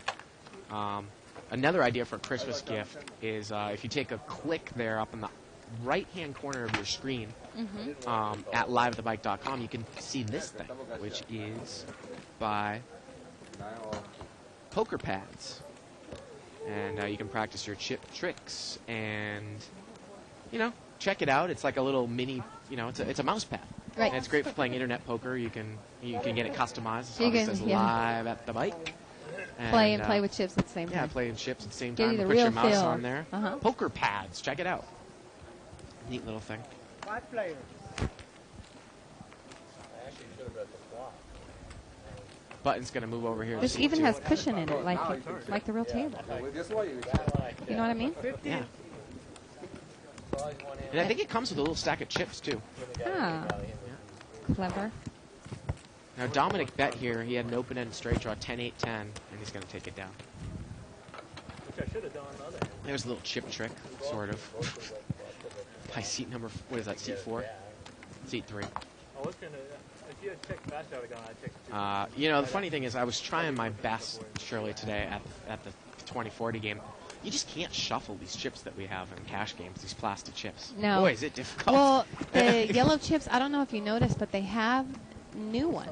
Do they? If you separate the new ones, which are slightly, it's like more light color, it's not as vibrant of a yellow.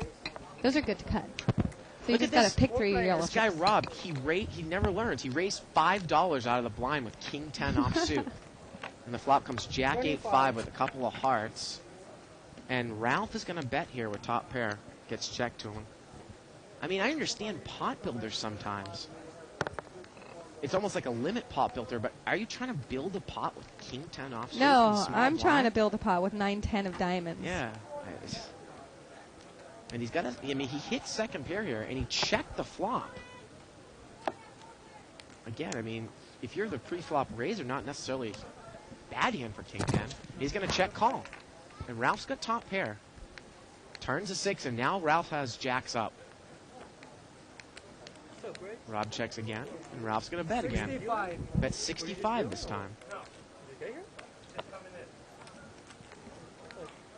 are you doing? I'm going to get a laptop and watch you guys. And Rob is still, trying to figure this one out here. I have a whole bunch. I want to say the pot, Shirley, is about $140. It's 65 to call, and he's going to get rid of it. Gets rid of it, and Ralph is going to take it down.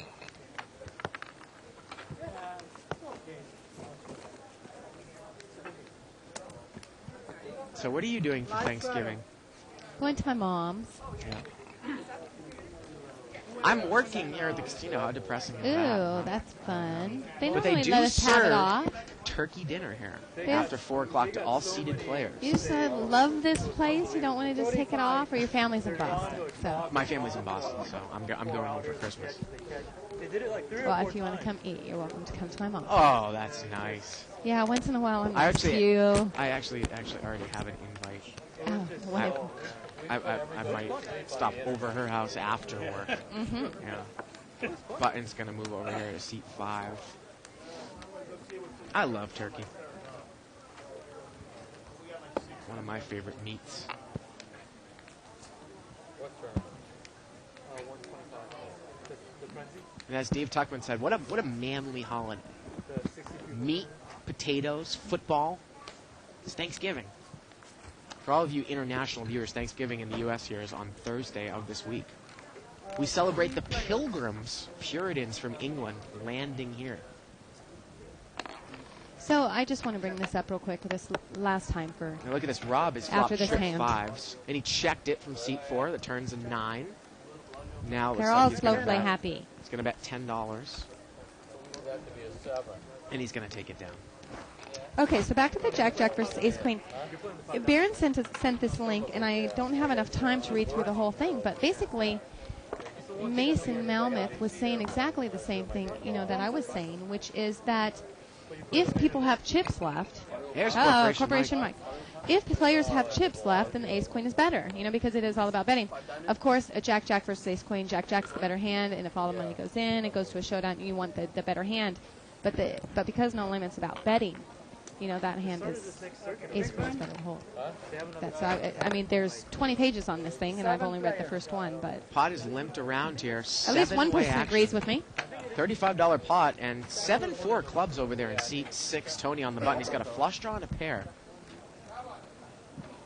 And it goes checked around. He didn't bet there. Turns a 4, and now Tony's got trip 4s in a club draw. Sonny also has a club draw. I asked for a club and I changed it to a 4. So now seat number Raise. 3 45. is going to bet here with Jack 9. He bets 15. And Tony's going to raise 45. And again, Sonny's on clubs, and he's going to fold.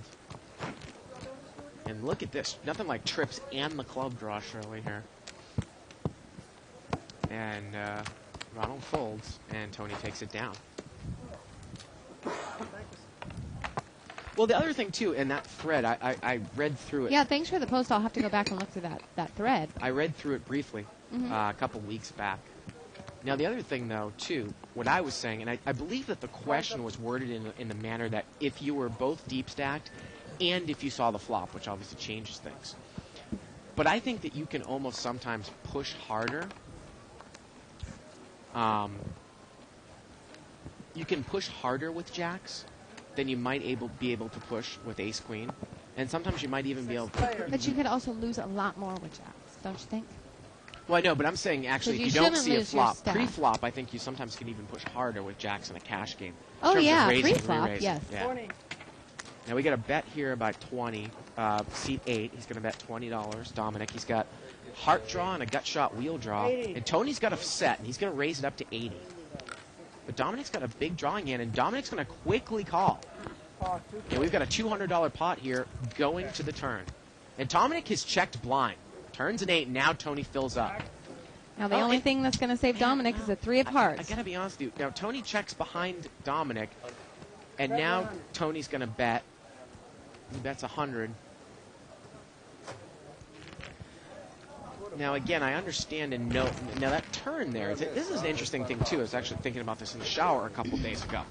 In limit Hold'em. Live and think and breathe poker, huh? In limit Hold'em there, sometimes I see people check a full house on the turn, which I think is absolute suicide or it's garbage and you're missing a bet. Because if a guy is on a draw, why not make him pay for the draw?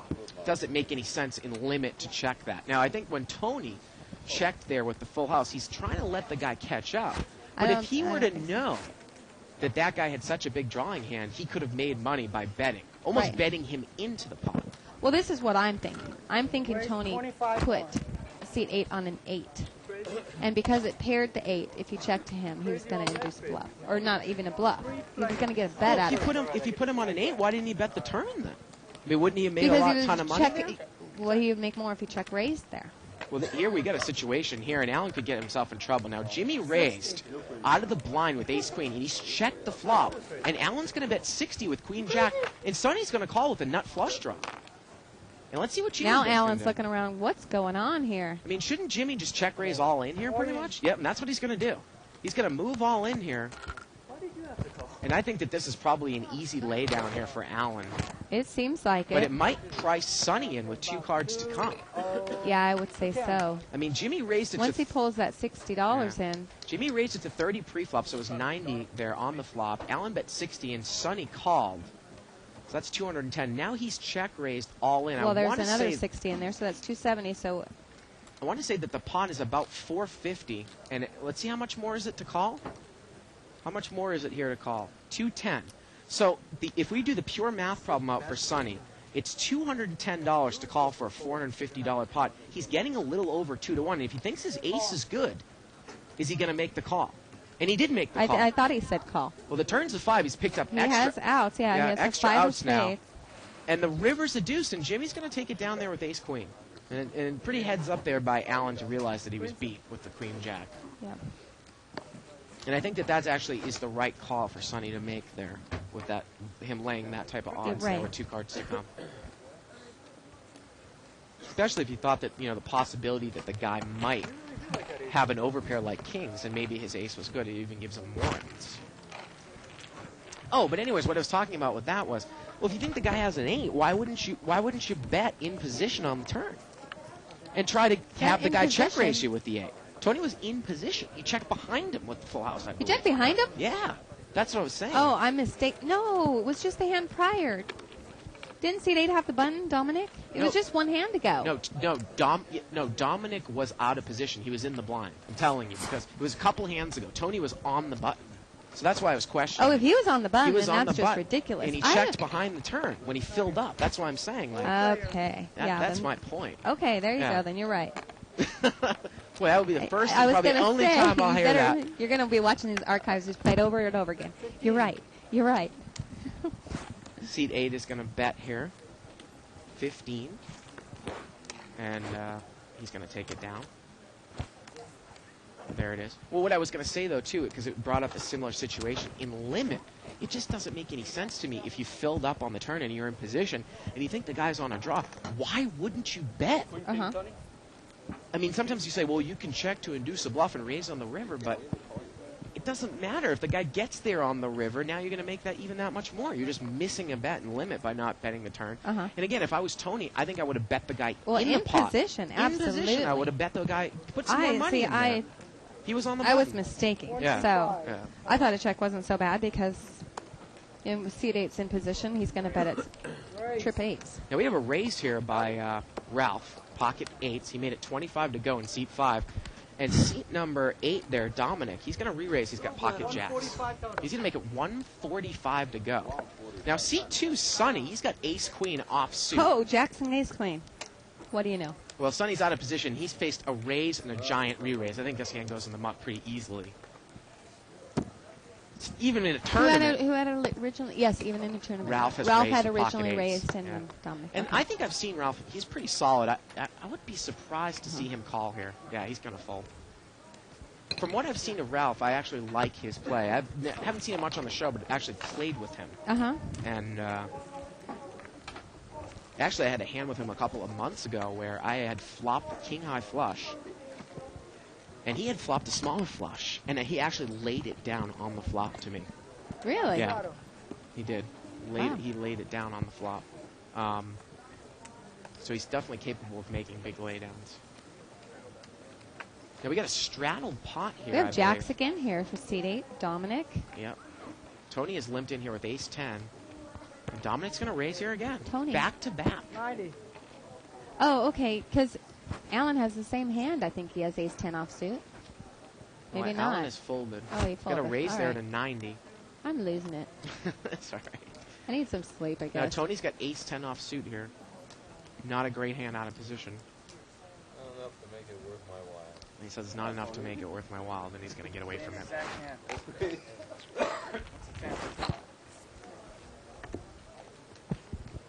Again, and sometimes we keep crossing over between limit and no limit strategy, but I really got to tell you that misbets and limit is one of the biggest mistakes. Sometimes you take down a pot, but there's so much more value in there. Right. You know, if you bet your hand. I mean, in no limit, you can sometimes check so that somebody can catch up because you're not necessarily missing a bet because you can make it on a later street. But in limit, once that first street you don't bet, you've missed that bet. You can Right. never really make You it can't up. right. You know.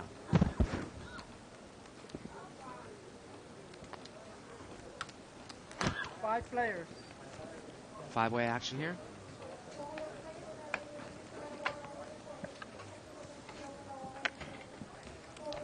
And the flop comes out king 7-3 with a couple clubs. Jimmy's going to bet here with king 10. He's going to bet 25. Now Sonny's got a flush draw. He's going to call. And it looks like we're going to be heads up here. 2 players. Heads up. Turns another king, and Jimmy's got trips. Now this, again, he checked it. I just can't believe that. But look at this. He's actually induced the bluff, and Sonny's going to bet. And he just calls He just with the called. trip kings. And the river's a queen. What is this guy waiting for? And he's checked again. And he's actually checked and induced a bluff a couple of times. And Sonny's going to bet 40 here. And he And just Jimmy called. just calls. But I mean, the guy calls in between, Shirley. Why on earth would you give him a free card on the turn there when top pair of pairs? It just doesn't make a lot of sense. Unless you think that, you know, you might be out-kicked, but I just... I got to tell you, I don't know if, you know, how you would play it, but wouldn't you drive harder with trips there on the turn from early position? When a guy calls there with a couple of suits Yeah, out well, there? I don't know if this is a weakness, but I tend not to really get tricky. I mean, I just kind of bet. I bet everything. Right. I don't really check. You know, I mean, I make. Well, I think that's a good, pretty good. Well, mantra David of seemed to play. like it when he was watching me. He said, Yeah. "You bet your draws, you bet your top pair, you bet, you know, Absolutely. Bet your basically, I bluffs. bet everything." Right. I just don't. I mean, there are times when I get a little tricky, and I'll go into that in a little while. Look at this. Rob has raised Far and again few the behind. minimum, but he's on the button Between. this time. But he had king jack, and Ralph's got trip threes. Now Tony's bet 15 here with the deuce. Sonny's called with a gut shot to the 4. And let's see what Ralph does. Is he going to check raise, or is he just calls? He calls. Turns a 6. Well, Sonny's got a pair now, I don't have that much money. Let's go. and he's going to push all in here. And obviously Ralph is probably going to call. 90. $90.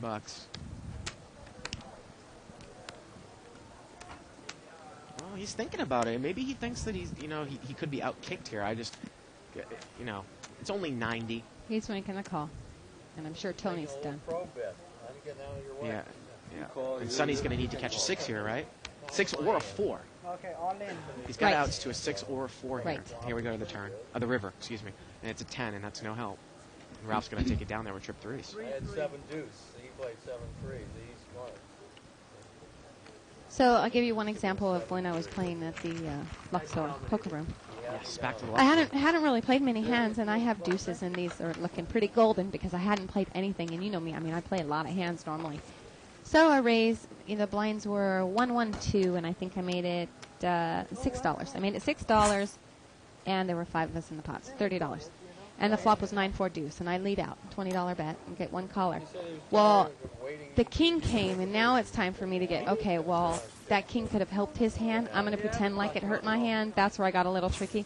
And I checked, and he bet 30, and I came over the top of him, and he called, and he had flopped a set of 9, so. We got a new chip count here. So Alan, he's up there with Dominic at 1,500. Yeah, he pulled a little ahead. And Ronald, he made some chips there, too. He's got 1,100. Don's got 800. Sonny's broke now in seat 2. So this chip count is obviously a couple minutes old. Mm-hmm. And everyone else is poking along. And Jimmy in seat 9, he has a lot more chips. A couple emails here from Michael. He said, I just signed up for and purchased the archives. I'm looking forward to watching some of the older shows. I have a question. The Phil Gordon DVD that comes with the subscription, is it automatically mailed to me? Well, it's actually a Howard Lederer DVD. And it's not mailed to you. It's actually there in the archives. You can just click on the link, and it's on the server. So check that out. We also have an emailer from Rob Rosenberger. He says, I hear you guys talking all the time about how you'd throw away ace-jack off in early position, and yet these guys are routinely playing trash hands like 10-4 off and jack-8 off, and we're going to get back to this because we've got Tony with pocket queens. What's a rationalization? You can't rationalize. So they're what limping it with clowns do absolutely at the table. anything. What's your rationalization for that? Well, I mean, you probably don't play as tight as I do. I don't know if you muck ace-jack in early position, but and I don't necessarily do that all the time either. If I'm playing no limit and nobody's come into the pot, I'm not mucking it. I mean, I'm going to come in for a raise and evaluate the situation. Wow, we got pocket aces here in seat 3, and it looks like ace-king in seat 4 to his immediate right. Yeah, I see an ace of spades there. I don't see what his other card is. Yes, ace-king of spades. And aces, red and black aces. And aces limps here in seat 3. Tell him where you got it.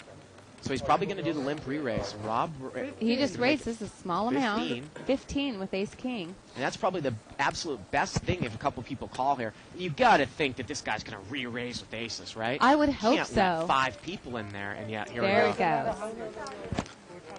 He's going to make it another 100. And you know what? I think, well, I could have sworn that and Rob, he's going to make the call. And Rob does not have that much money. And we're heads up here. Aces against ace-king. Here we go. But Rob does have some big Look chips at there. this. Rob's got... He's got about 300, and he's picked up quite a draw. 9-9-6, 2 spades. Rob's got overcards in the flush draw. 100.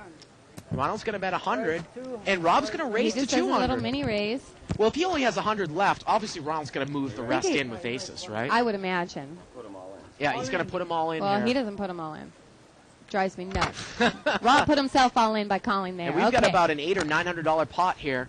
And there's a turns a spade, and Ronald needs to catch the case ace here, and it doesn't come. An ace king of spades. Well, it was actually, ace or 9. Yeah, ace or 9 there would have done it for him. He had 3 outs.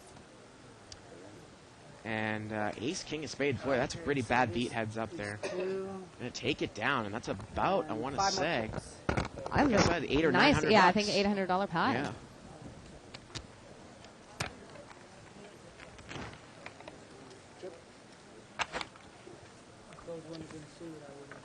We have another email here from I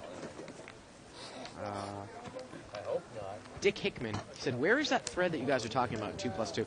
Well, it's a thread that's called Player Discussion, and it's in Texas Hold'em, mid and high stakes pot and no limit. But I'll tell you, right where we're at. I'll tell you too. an easier way. Yeah, easier way to find it would be find tonight's show. Yeah. And find Barron's post. Right. And he has it hyperlinked where he said that Jack was greater than Ace Queen for a few different reasons. And it'll, if you click on that, it'll take you to that thread. Sounds good to me. And seat 1 there is 300 behind. Is that a new player there? Yep, it is. We'll get his name. He looks as soon as we familiar. can. Pot is limped around here. 7-4-4 with a couple diamonds. We can't see seat 1's cards here either. 20. And we got a bet here of 20 by Ralph. Got Jack 9, and oftentimes, as we say, when the flop comes out paired, no one's hit any piece of it. You can steal it, and that's exactly what's happening. Ralph takes it down.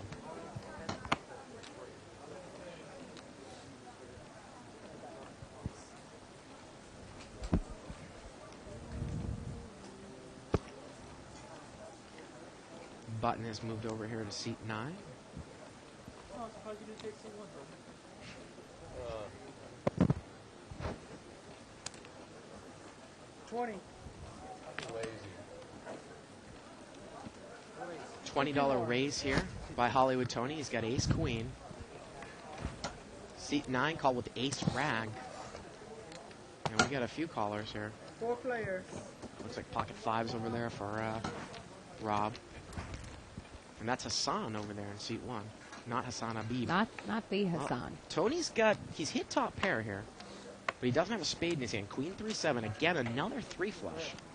Has he been on the show before, or have I put... Okay. Well, he looks really familiar. I must have played with him. Hassan actually has the highest spade draw. Tony's going to bet 60 here with ace queen, Hollywood Tony. You can't really like 8 high. And he's going to take it down. We had an email here from Barry Woods. He says, "What are you guys, out of your friggin' minds? You're dark on Friday? I need my live at the bike fix. My kids are coming in tomorrow. Otherwise, I'd be at Yosha's game tomorrow night. But I guess I'll miss all of you until next week. Have a good turkey day." Well, thank you, Barry Woods. The myth, the legend, Barry Woods, live at the bike, fan favorite.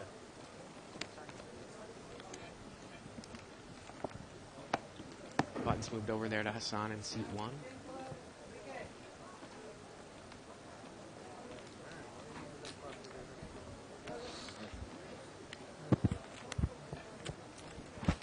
And his pot is 7-way action, limped around $35 pot. Deuce, 7 deuce, and it looks like seat 9's got king deuce, Jimmy.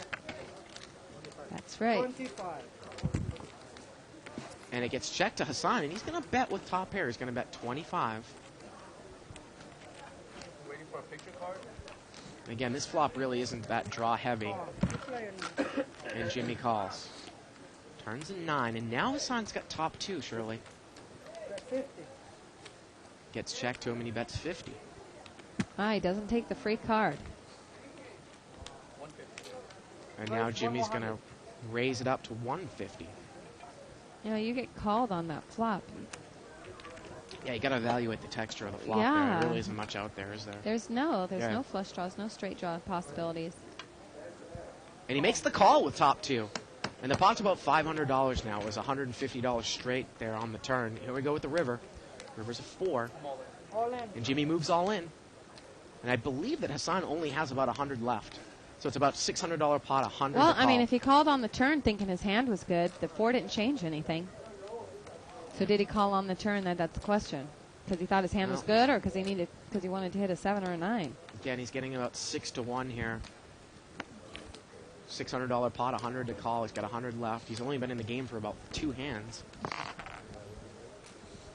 Boy, have we seen a lot of flop trips here tonight. Yeah. It's unbelievable.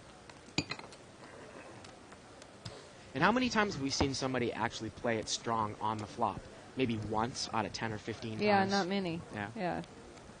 Did the right thing. And he folds. I don't know why he called on the turn, like you said. Right.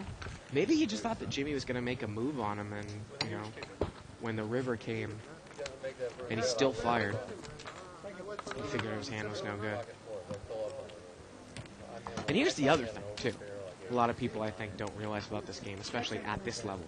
How many times have we seen tonight, Shirley, somebody represent trips when they haven't had it? At this level? No, I'm saying tonight. How many times have we seen it? No. Zero. They don't do it. Yeah, Zero. they don't do it at this game. So, at this so level. when someone usually makes that move, they have They it. have it. Yeah, Right. they have it. Right.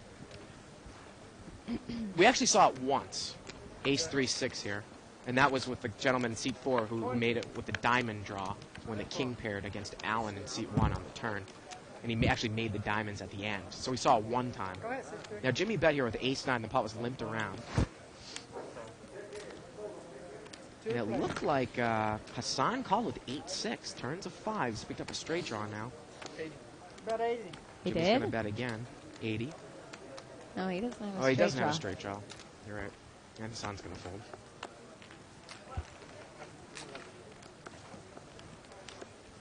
And Jimmy takes it down. I'm going to be honest with you, even in the $500 and $1,000 game, really rare to see somebody just make a stone cold bluff representing trips on the turn. You know, Right. You've seen it like, once in a blue moon.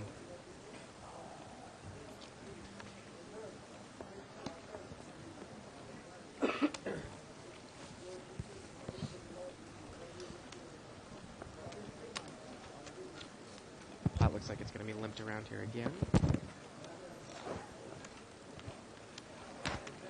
6th player. Six-way action. King 5 deuce with a couple of clubs, and it looks like 20. We have Rob a couple over of there. flush draws. Yeah, Rob over there in C2 has top pair. And we got a bet there by Tony in the flush draw, and we got someone who's moved in. It's seat 1 with his flush draw. And this might protect the hand, because can Rob really call here with a naked King Well, 8 it to is a bet Rob, and a so raise? he might be able to call. He did call earlier with ace high, like Well, I he's said. gonna and fold it. He folds. And Tony, he's got the best He's- hand here yeah. with Queen High. I mean, this would Best be a hand, really best draw. bad He's- beat. ooh, that's look one at of the this! An cards. offsuit 3 comes. There's the flush. There's the flush, and Hollywood Tony takes it down. That would have been a really bad beat for Tony. Yeah, it would have. Really bad beat. Flush over flush. Tony takes it down.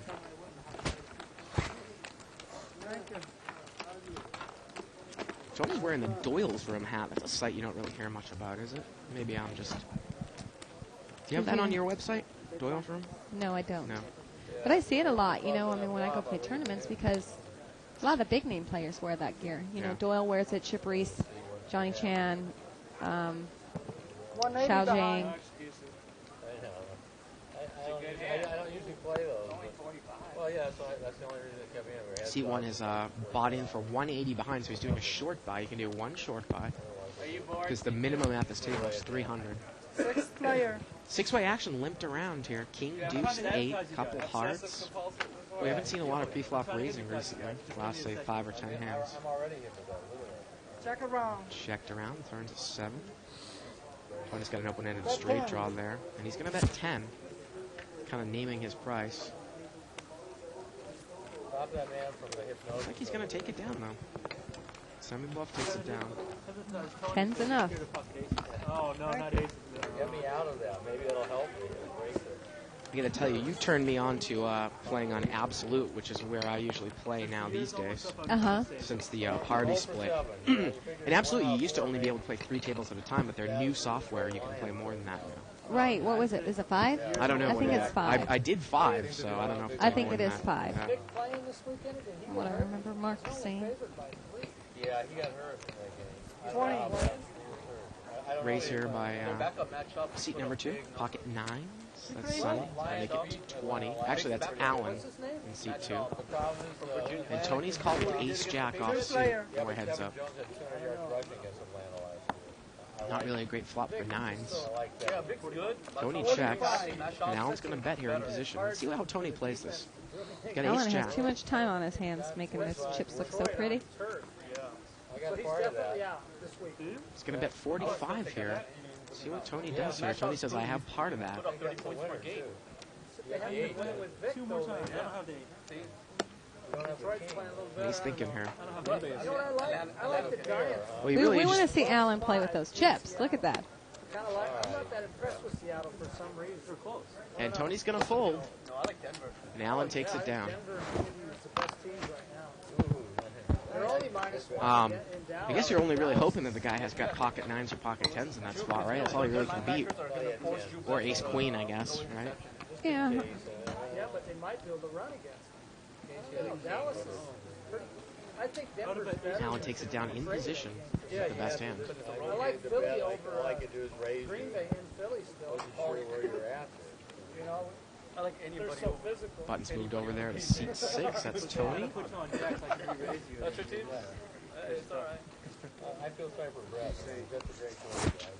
I think he should have retired, though. So we could go on top like Elway.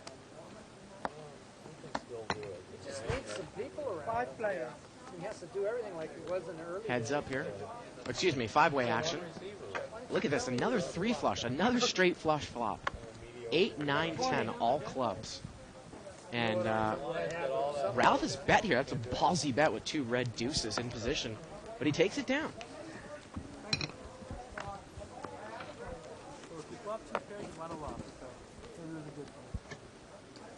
San Francisco's been getting a lot better. They're starting to give everybody competition now. The defense is pretty solid, but they can't score. And the button's going to move over there to seat Seattle right down in 7. the fourth quarter last week. Allen's going to ace jack. 15. Under the gun, he's going to make it 15 to go. C3's got ace king. He just smooth calls. Ralph is in there with queen 7 in seat 5. And we got four-way action, $60 pot. Allen with the betting lead in seat 1 here. 3, 4, 5, another connected flop. Look at this, deuce 6 in seat 9 is flopped a straight. He's in the blind. And he checked it. Allen, Hassan in seat 1 checked it. And now Ronald's going to bet here. And look at this. Again, Jimmy just called, Shirley. There's a couple clubs out there. He's got deuce 6. Real action killer could come. And Hassan takes one off. 2 with ace jack. Turns a queen. Jimmy checks, and everybody checks. And the river here is a 9. It's a third club. And let's see. And look at this. Jimmy makes no money on it. Third club, he shuts down. Absolutely no money on the flop straight. We say it time and time again. And he doesn't look happy about it. But Yeah, that's not much of a pot. you know, this type of thing used to drive me crazy, but now I guess it's just human nature. You know? Well, I mean, you don't want all the players to do the right thing, do you? I know. That's why the games are so good. Sometimes I feel like we're giving away a lot of especially, again, like I said, Limit Hold'em, there's a lot of good literature out there. And you almost can read some books and just become a winning player with, some experience. But no Limit Hold'em, there's a lot of secrets. And we're just not afraid to give away a lot of the secrets, are we? At least what we think are secrets. Yeah. 4-player. Four-way action here. It's limped around. Queen 6-4. 2 pair there by seat 8. And a couple people have top pair. 20. And it looks like Hassan's going to bet out here with queen 8. Action's over to Rob with queen 4. Where's the button here in this hand, I believe? God, they're playing a lot of trash. Seat 8 has the button. So Dominic is last to act. And let's see how he's going to play bottom 2 pair. Now, the board, it is a rainbow board. The action's over to Rob with queen 5 here. Hassan's led with queen 8. What's your kicker? And I think that Hassan was in the blind, Shirley. He was in the big blind. Well, yeah, that doesn't explain queen 5. Yeah, in mid-position here, right there. I just want to see what Hassan's going to do here with bottom 2 pair. Again, a pretty vulnerable hand, bottom 2 pair. Well, queen 5 with 2 people to act behind you against an early position better. Definitely not out of the realm of possibility to fold. No, it's not that hard of a decision. Obviously, we can see the cards. Right. He doesn't like it, and he's just going to call. Oh, he raised it. He made it 40 more. Well, that's a lot better than a call. Well, let's see what Dominic's going to do now with bottom 2 pair. Do you re-raise here and see where you're at? Looks like he's going to. Yeah, and he's going to re-raise. Looks like he makes it either 150 or 175. Looks like 150. What the hell are you still doing? Hassan's going to fold, looks like. And now, how does your queen 5 look? Okay, 110 more. It's 110 more. Look what I started. Forgot all about him down there. Should have raised your hand. And he's still thinking about it over there, Rob, with queen 5.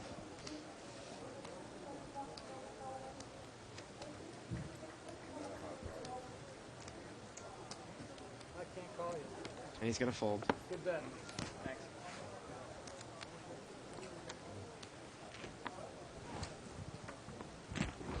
And seat number 8 is going to take it down. And he's got a lot of chips over there. Again, if you take a look at his chips right there, the yellow chips are $5 chips. Oh, he has a lot of chips. The blue chips are little $1 chips. The purples there are 25s, and the whites are 100s. Yeah, underneath those whites are the purples, which are 25. Yeah. So it looks like he has like $400 in that. Yeah. Now and he has 300 in whites and a rack, which is 500. He's got them stacked in 20 chip denominations. So a So stack of that's, yellow is 100, a rack of so yellow he is has 500. 1,000, 1,300 plus About 1,500 or so. No, more than that. More? Well, he has look, 1,000 in yellow. Well, he has a little more than 1,000. Plus he has those 3, which is 13, and plus those like 400, 1,700. Right. 1,700 and change. Now we had a raise here by seat 8. He's got king, queen. He's in the cutoff, and the button's called him with 7-9 suited. Ace King 4 here with a couple diamonds. Flop. Let's see if Dominic bets here. He checked it, surely. Very strange. The turn's a 5, and now he's going to bet, and he takes it down.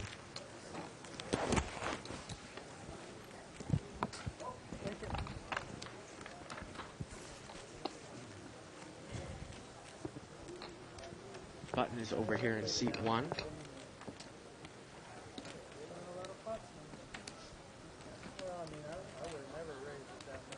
Baron Bangor Toth there on 2+2 says, Bart, why do you prefer Absolute over Party? Well, again, I'm not a shill for... Bart's a rakeback whore. Well, no, but I'm not a shill for any site, but Absolute, and now that you can play 4 tables at a time, boy, they've got about $600 in reload bonuses per week that you could clear if you play full time. Yes, Absolute has the best bonuses because they and, offer them 3 times a week, usually on Saturday, Sunday, and Wednesday. And you get rake back, and it doesn't count well, against your MGR. Well, he gets rake back with the... Yeah, which is pretty incredible. And I got to tell you, I have done better on Absolute than I did on Party. On any game. Yeah, I told you those games were great. I used to kick the pants off those games. The only thing is that I've been playing the Omaha now, so they don't have 3060 Omaha on Absolute. But we had a raise here of $15 by seat 4 with King Queen offsuit, and we got a lot of callers. 6-way action, $60 pot. King 10 deuce, so King Queen, the original raiser, hits top pair. But look at this, King 10 over there for King Jimmy 10, in seat 9, 2 pair. And Queen Jack's open-ended in seat 6.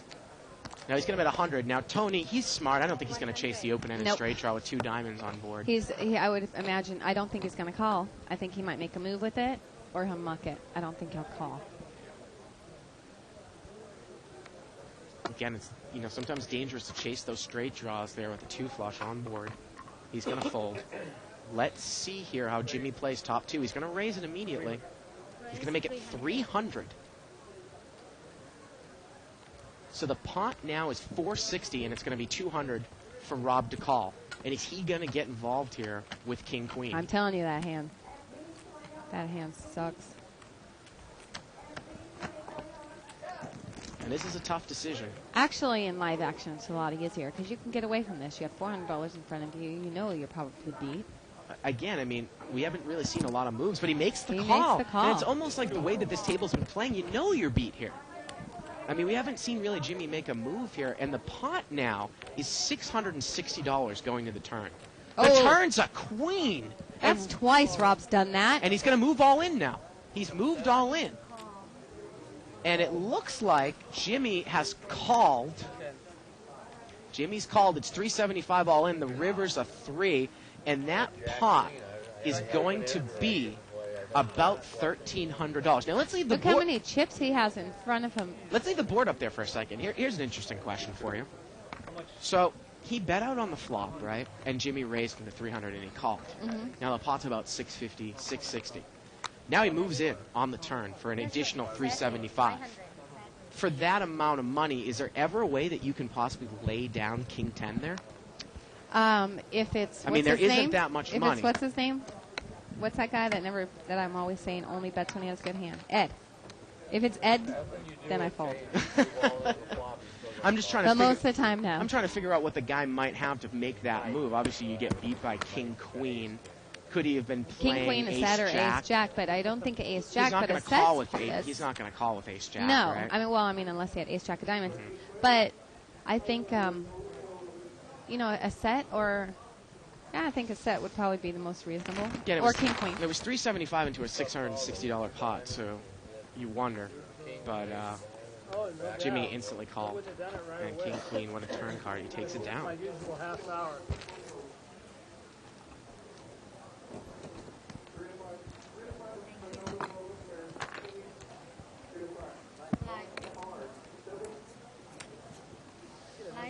And we got a straddle here, which is a forced second big blind, Shirley. And Ralph will have the option when it comes back around to him in seat 5, so it's $10 to call. And again, we have a lot of chips on the table here for this game. Probably well over 5,000, right? You think it's right around there? Well, a lot of people have, over 1,000. Look at how many chips that seat 4 has in front of him now. Well, he doubled through there, basically. I mean, he's got a lot. Thank you, Matt. Plus, they have white chips. You know, that Yeah. always makes it harder because they're harder to see from where we're sitting. Pot is limped around here. Jack 9-5. Ralph's got top pair here with Jack 6. Looks like he's going to bet. C2, fix that stack in the middle. It's starting to bug me now. He bets 50 here. You got them all nice. You got to fix that one. And King 5 is going to fold. Whatever works. And Ralph takes it down. We get another email here from Stefan Hansen. And Hansen is spelled Hansen. Unlike my name, which is spelled S-O-N. I'm Swedish, Right. and this gentleman's from Norway. Gus Hansen spells it like that. Gus Hansen is from Denmark, right? Yeah, but doesn't he spell it H-A-S-E-N? I think so. She says, "Hi, Stefan from Norway here. I watch maybe your not. show every night from 3 to 6 a.m. I have a question for you. If you're on a draw, small blind raises. If you're on a draw, you make a small raise but many callers. Do you want to try to raise them out to steal the pot? There should be a big chance that someone has a hand and will re-raise you, and you can't follow your draw. When shouldn't you bet your draw?" And I think what he means is there's a bet and somebody raises. Do you ever want to re-raise with your draw as a semi-bluff? Or does it open it up to, the original raiser re-raising again? Well, I mean, if there's a lot of people in the pot, I think, if you think that you can pull move all in and pick up the pot right there, Yeah. then that's all fine. But if not, I think a flat call is okay because you want a lot of people in there to try to hit your draw to give you better price on your draws. Again, depending on the texture of your Well, draw, what I mean, your it's draw is. always it's really hard to answer these questions because they're not specific. Now, Alan raised here to 50 with 9-10. And Jimmy's got King 10 here. 55. And he's going to call. Jimmy's going to call. So we're heads up here.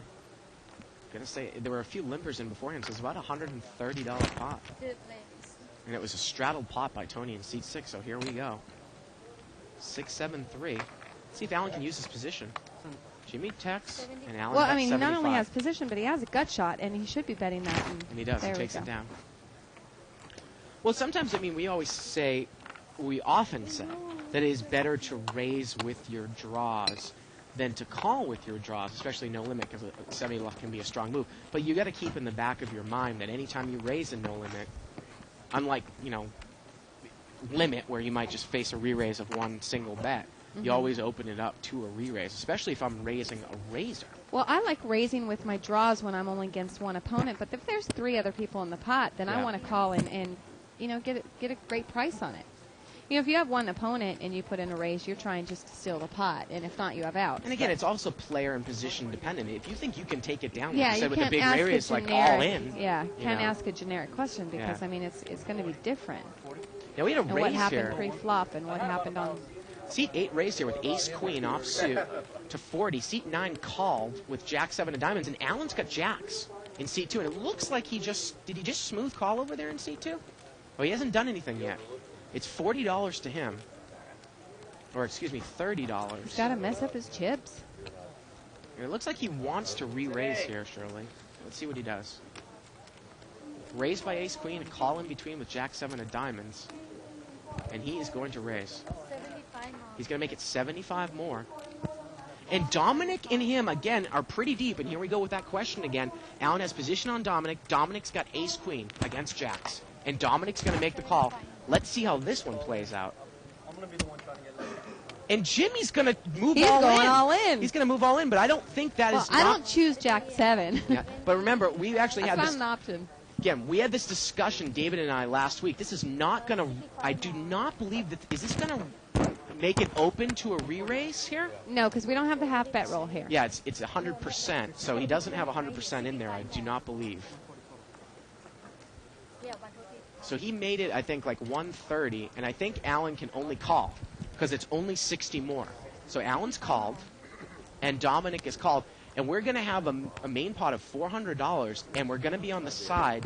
Again, real-life experience here. Ace-queen against jacks, jacks in position. Now, the ace-queen isn't suited, but it's, heads up, it's a similar situation. Let's see how this plays out on the side.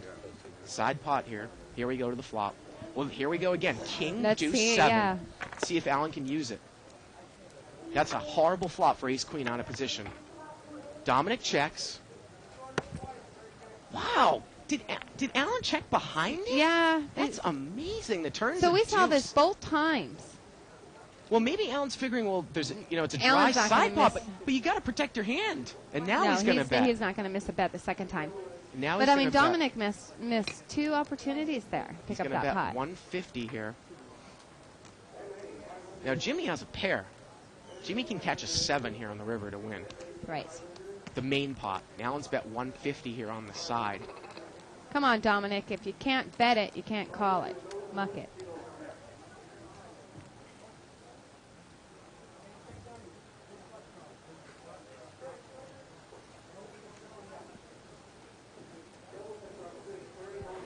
And he's going to fold. Pocket pair or king? And here we go. Jacks needs to dodge a 7 here for Alan. And the river here is a deuce, and deuce is full of jacks is going to win it there for Alan. And he's going to take down a $400 main pot. Well, it's interesting that we've seen, again, real-life examples of ace-queen against jacks, and I believe jacks were in position both times. And both times, jacks is checked behind the king when it's been checked. Yep. Both times. Yep. Which I obviously do not think is the best way to play that. No. Yeah. No.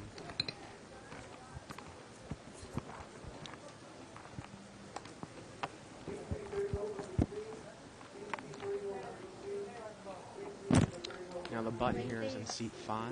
Got a raise here. Looks like by Dominic with king 9. He made it 20 to go. Seat 2 is going to call with queen jack off suit. Rob looks like he's going to play with queen 10. And Tony Hayden, he's at the small blind with ace king. Let's see if he makes a push here. There's a lot of dead money. No, he's just going to call. Just going to call.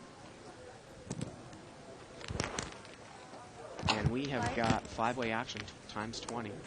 $100 pot to the flop. Well, there's the ace for Tony, but look at this. Sonny's got ace 4. He's got 2 pair, top 2 pair, and Tony's going to bet right in with ace king.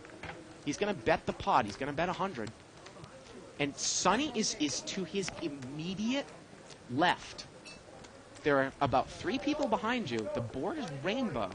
Mm-hmm. But again, there could be some possible. You don't want to see a 5 or a 3 come out, kill the action. Let's see what Sonny does here with ace 4. He's got top 2 pair. $200 pot, 100 to call.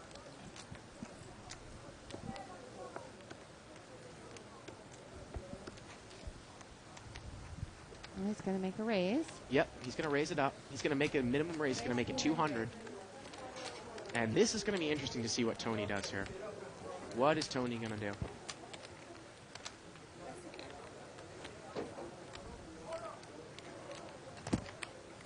Again, I mean, the pot, I believe it was kind of mini raised. And look at this, Tony's going to push it, and I'm sure that Sonny's going to call. Yes. Yep, Sonny calls. He's going to make the call. And Tony's going to have to get some lucky. Help. He needs a running pair, Yep. or he needs a king. Oh, Ooh. a king comes off on the turn. Unbelievable. And Sonny's now going to need to catch a He 4 needs a 4. here. And the river's a 5. A horrible beat for Sonny. Wow. And Tony is going to take Sonny's chips. I can't fault either player for the way that they played that hand. It's just one of those things. Right. You know? Right. Wow.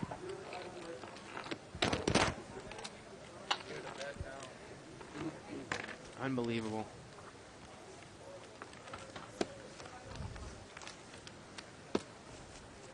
Sometimes this game can be just brutal. Peter. Wait a minute. 500. Okay. Last And Sonny's gonna rebuy here for 500.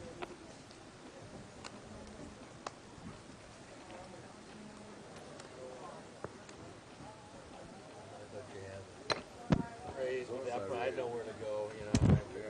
25. Seat 1's gonna raise here. He's gonna make it 25 to go with ace jack offsuit.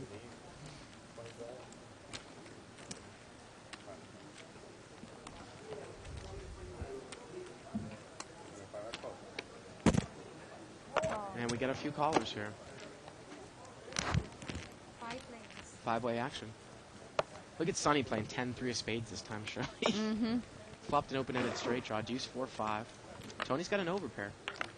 And it looks like his hand is good right now. Now, Hassan was the original raiser, and he's going to push the rest here.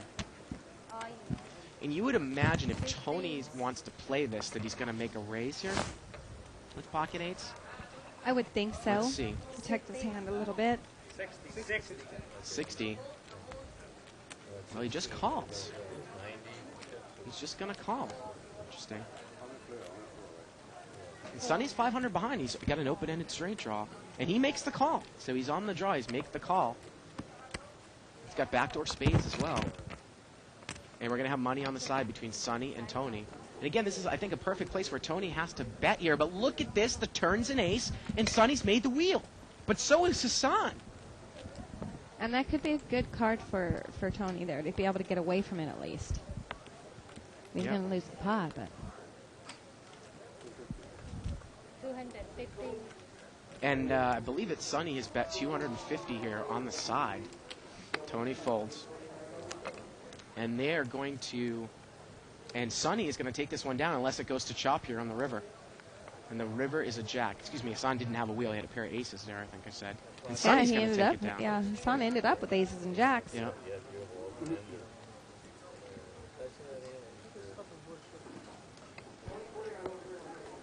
Had you both told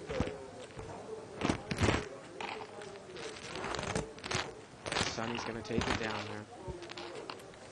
And again, you got to figure...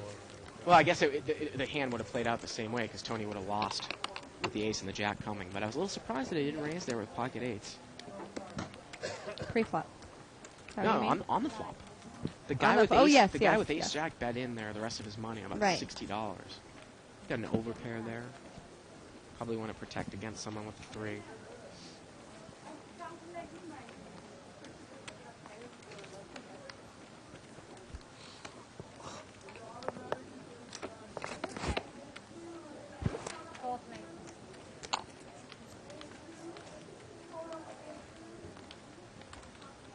Four-way action here. Queen 9-4.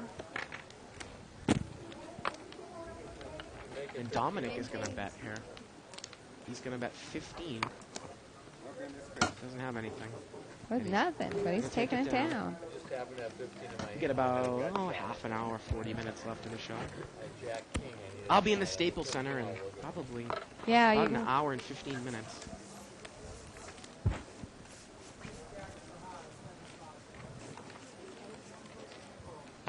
Button's going to move over here at seat 7.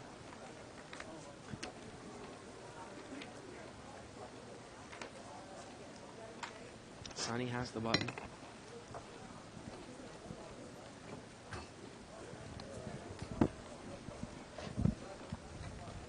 And the big blind there is in seat 9.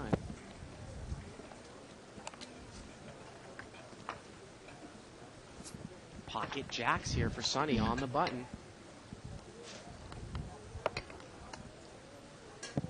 Rob's going to limp in here with a little gap-suited connector.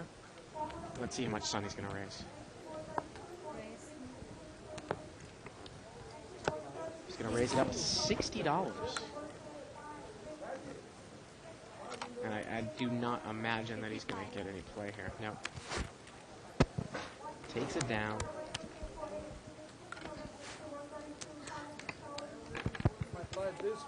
Well, if you want to check out another tournament series here coming up at the Bicycle Casino, we have our Ho-Ho Hold'em tournament. Starts tomorrow. Nope, starting Thursday. on Thanksgiving. Yeah. Limit Hold'em Turkey Shoot. All the events Monday through Friday start at 7:15, and Saturday and Sunday they start at 4:15. And it is all Hold'em. Why it's called Ho-Ho Hold'em. Mostly no limit, some limit, and some pot limit.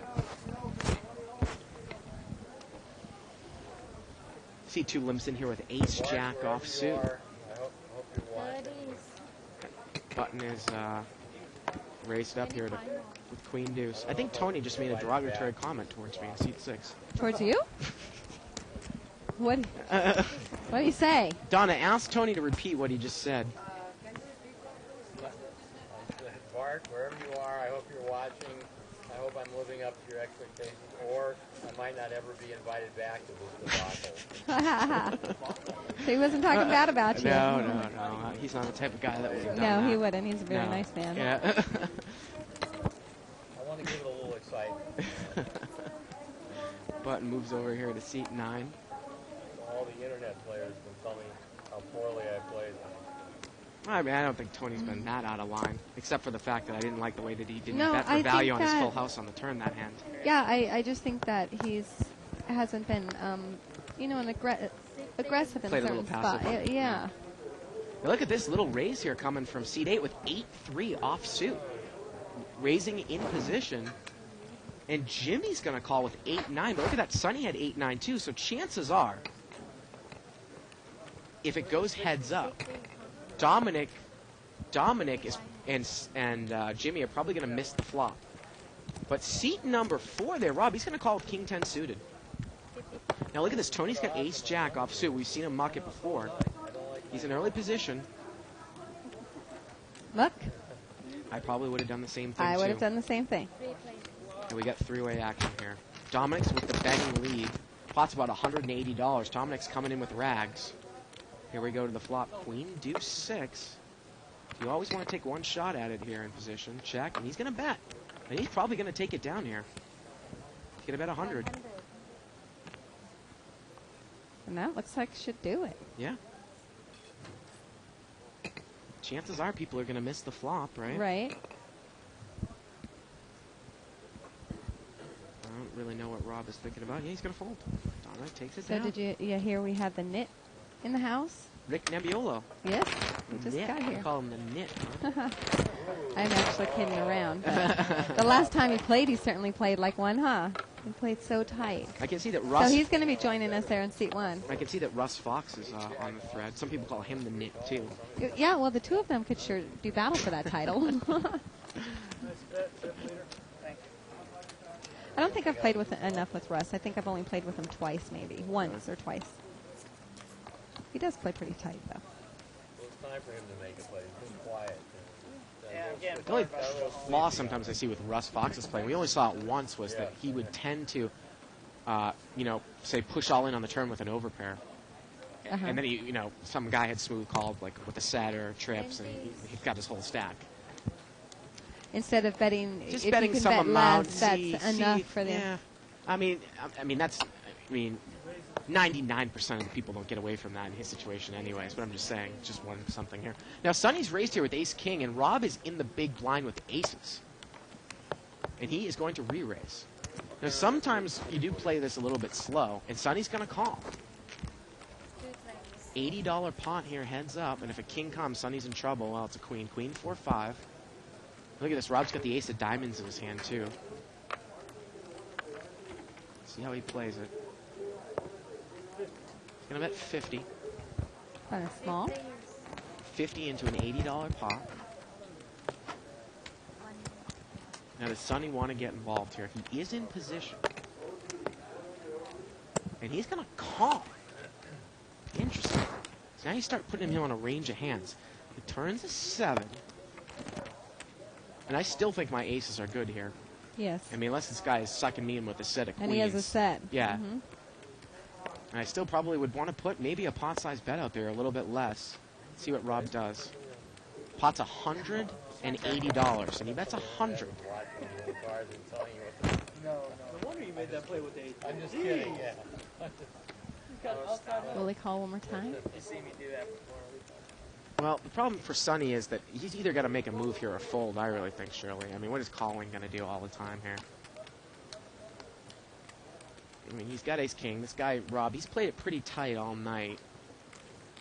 Probably, at best, you're tied, right? I mean, wouldn't you think? And he's going to fold. Yeah. I mean, if you were so lucky. Yeah.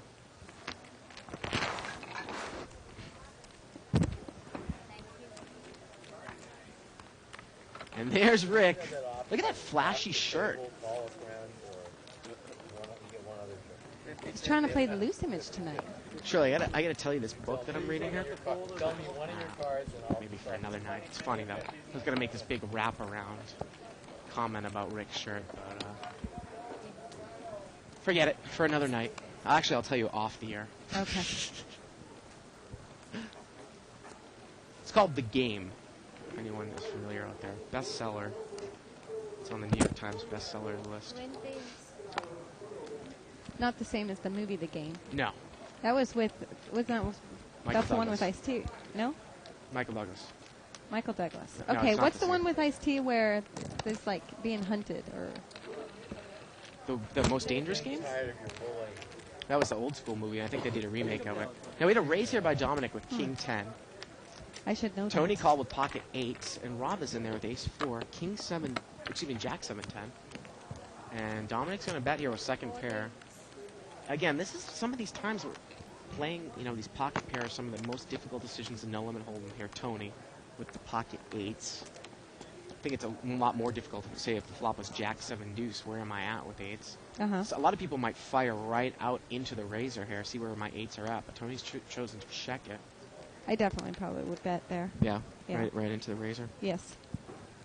I mean, you have outs. You have a gut shot if. Well, he's going to check call. He's going to check call here. And here we go to the turn. Turn is a queen. You need a diamond, sir. Nope. I'll let you in cheat. And Tony's hands just probably gets worse and worse. The guy had ace king. He's beat now. I don't like that, but that's a trick. Wow, it's a $30 bet, and Tony makes the call. He said, "I'm letting you in cheat." Help me, Alan. If the 9 came, surely Dominic would have a higher straight, right? The river now is a jack, and it just gets checked down. King 10 is good. Okay, so the one with Ice-T is surviving the game. Is that it? The Most Dangerous Game? No. Isn't that book used to...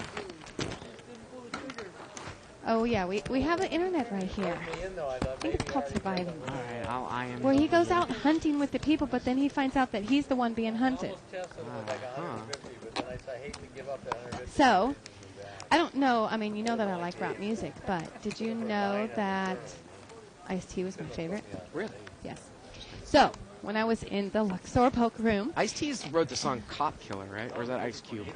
Cop Killer was the name of his album when he switched to Body Count. Yeah. When he wasn't, yeah.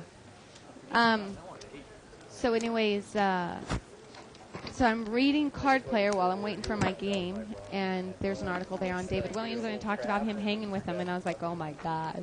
But, so, it's late, and I figured David's probably playing in the morning. There he is. He's got to be surviving the game. We're looking it up. Pot was limped around here. Flop comes King, Queen, 10 with a couple of spades. Rick's in the hand, pocket deuces. It gets checked around the turns of 7. I check.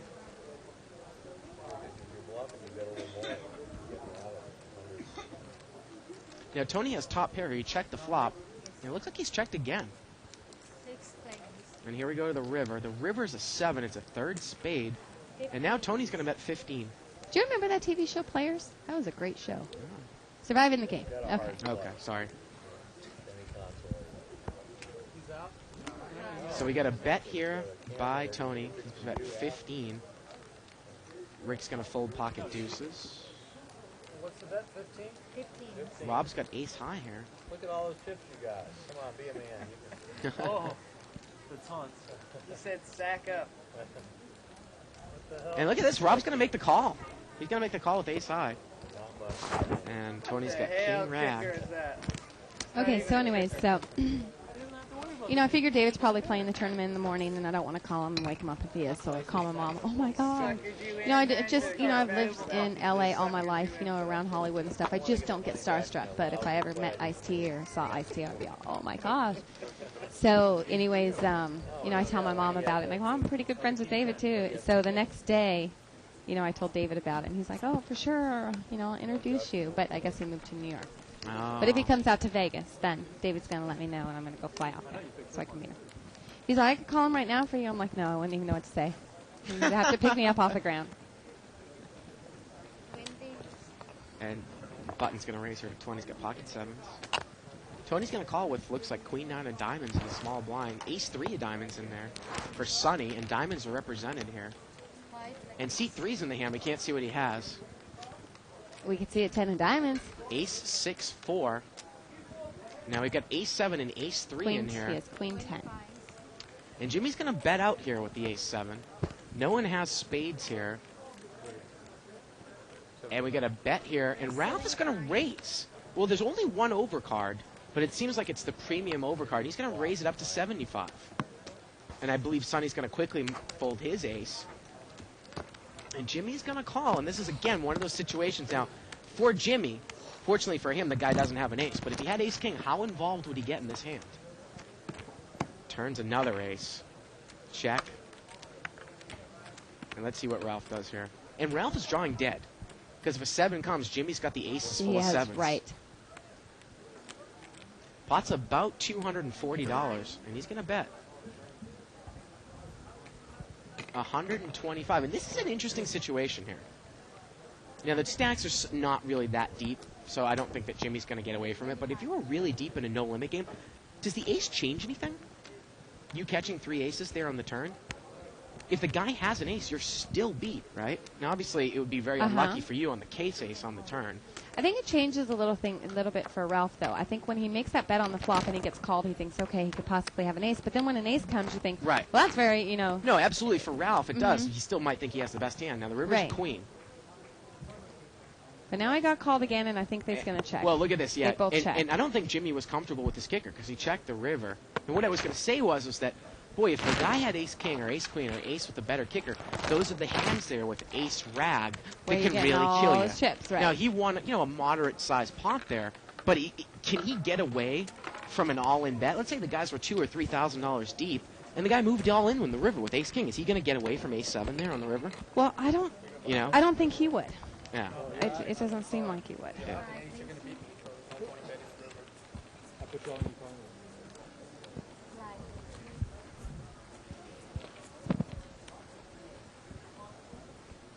Button has moved over there to Hollywood Tony, seat 6. Oh my God!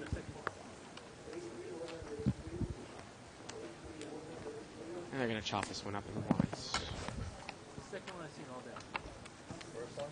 Second shot? We've been on the other table. And we were playing short-handed. We were playing 3 or 4-handed. Still on the second time I've seen all day. A lot of chips here on the table.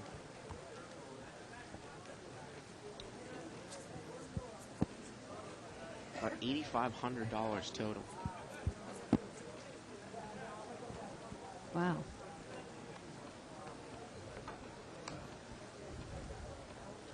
Look at this. Allen's going to raise here to 25. He's got 8-6 of spades. Seat 8 calls with Jack 9 offsuit. And we're heads up. Allen's in position.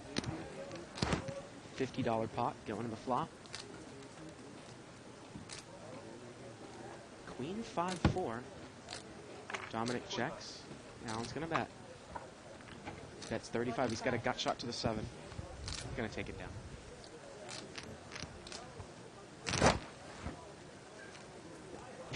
Shows the bluff. Boy, he has to be a pretty tight player, like you said, to organize those chips in that fashion. Yes. He's got to have a lot of time on your hands.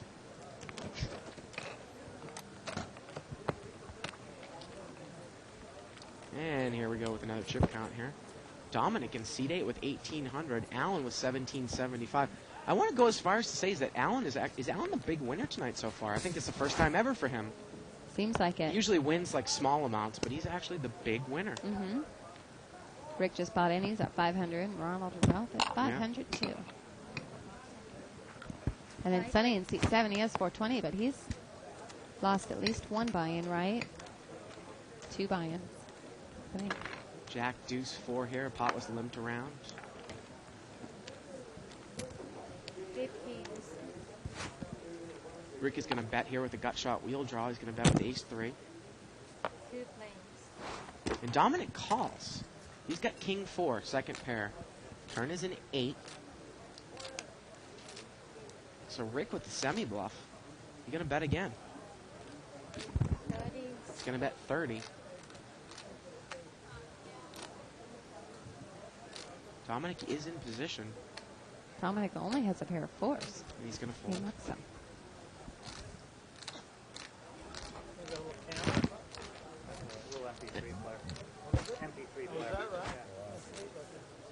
And Rick takes it down. Supposed to have, I got a couple months ago before they came out with that iPod Nano, which is pretty Button here is moved to seat It's got 9. pretty good audio.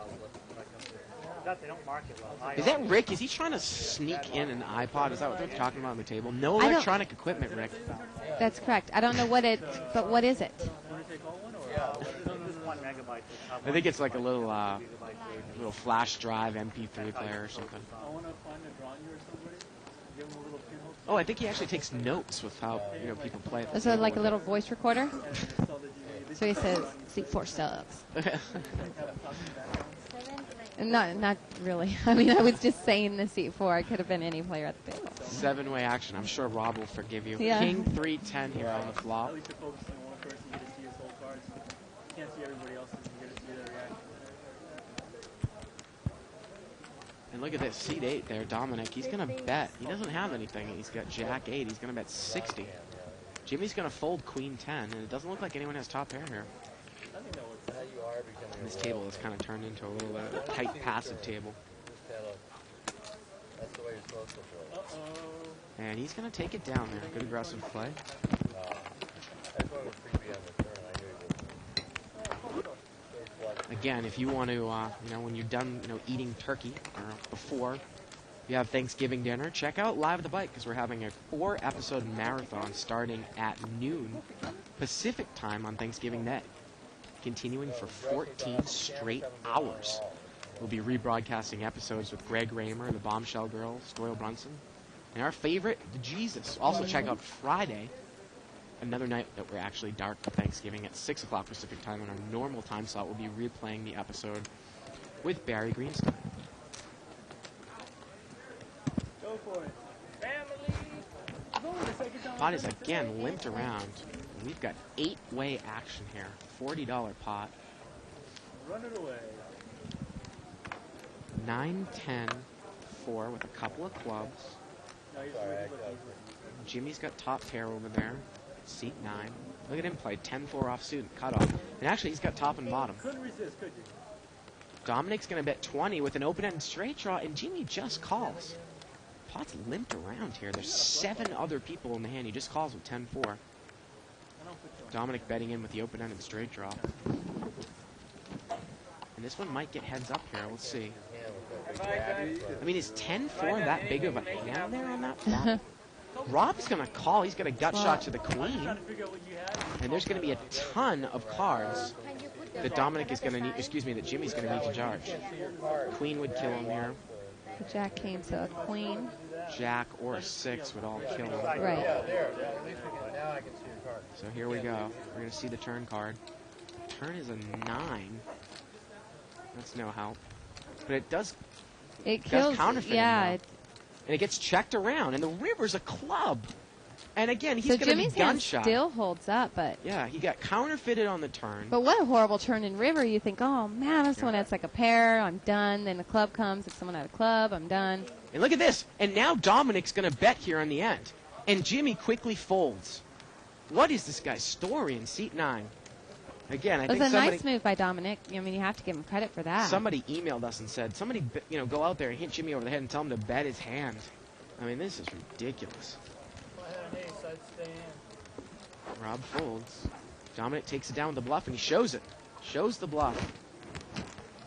But again, at that point, Jimmy, when the 9 pairs there, he's just got pair of 10s and 9s with a garbage kicker, right? He actually plays the board. There's no 10 that he can beat. Somebody with 10 deuce would chop it with him. There's a 4 up there, right? 10s, Right. 10s and There's 9s somebody with a with 4. it. The only person that he can chop with that has a 10 would be somebody with 10 deuce. Every other 10 he would lose to, right? 3 on the I'm river. trying to remember exactly what it was. Yeah, because it was 10-4, Yeah, they did. 10-4, 9, and the turn was a 9, and the river was a 3. So his 10-4 just basically plays a pair of 10s with the 9s and the 4 kicker on board. I believe the one you said no. You can't really beat any 10. You can't beat any 9. You can't beat a flush. His hand just crippled there at the end. Right. I think this pot is straddled here. I said, does he have king and 10 again? He said, And 50? Rick is going to raise here. Well, he likes to loosen up his raises and straddled pots. There's more dead money in there. He's going to raise with king jack offsuit. And he is in position. Well, he raised it on the cutoff, but he does not have position because Allen calls on the button. Well, I mean, he's still in late position. Oh, absolutely. I mean, cutoff is my favorite spot to raise, to tell you the truth. Button is the obvious raise. I think the cutoff's the best. 3-way action here. $150 pot. Look at Jimmy in there with king 4. Ace 6-5. Will Rick continue? Oh, I'm sure he will. The pot is $150. Looks like he's going to bet 75 here, Shirley. He's betting half the size of the pot. Wow, Alan quickly I think called. Alan's going to make a move. Well, do you think Alan's going to make a move here? If he picks up a spade, will he make a move here on the turn? See if Rick, maybe he's calling to see if Rick will shut down here. The turn's a deuce. Pot is $300. If Rick checks, And where's Jimmy? Alan he has must. to Okay. bet if Rick checks. Alan has to bet here if Rick checks, right? And he has his chips Yeah. ready. Okay, now I understand why he called on the flop. And he's going to bet. And he's probably going to steal this one from Rick here. This is a nice play by Rick, Alan. yeah. Well, Well, let's see what Rick is does Rick here. gonna? If Rick pushes in, I'm gonna fall out of my chair. No, he was just trying to get a reaction there. And Alan steals it from him.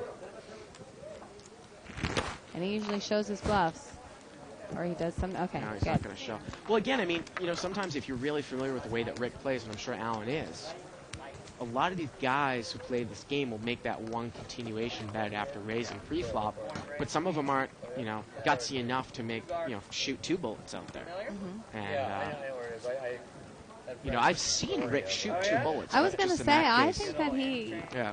he's capable of doing No, it. absolutely. I think he is too. Just in that case, he didn't, though. Mhm. I think that's Alan, obviously, call in position. Well, I mean, Alan is one of the tighter players on the table. He's one of the better players on the table. So That's cool. Yeah. You grew up there?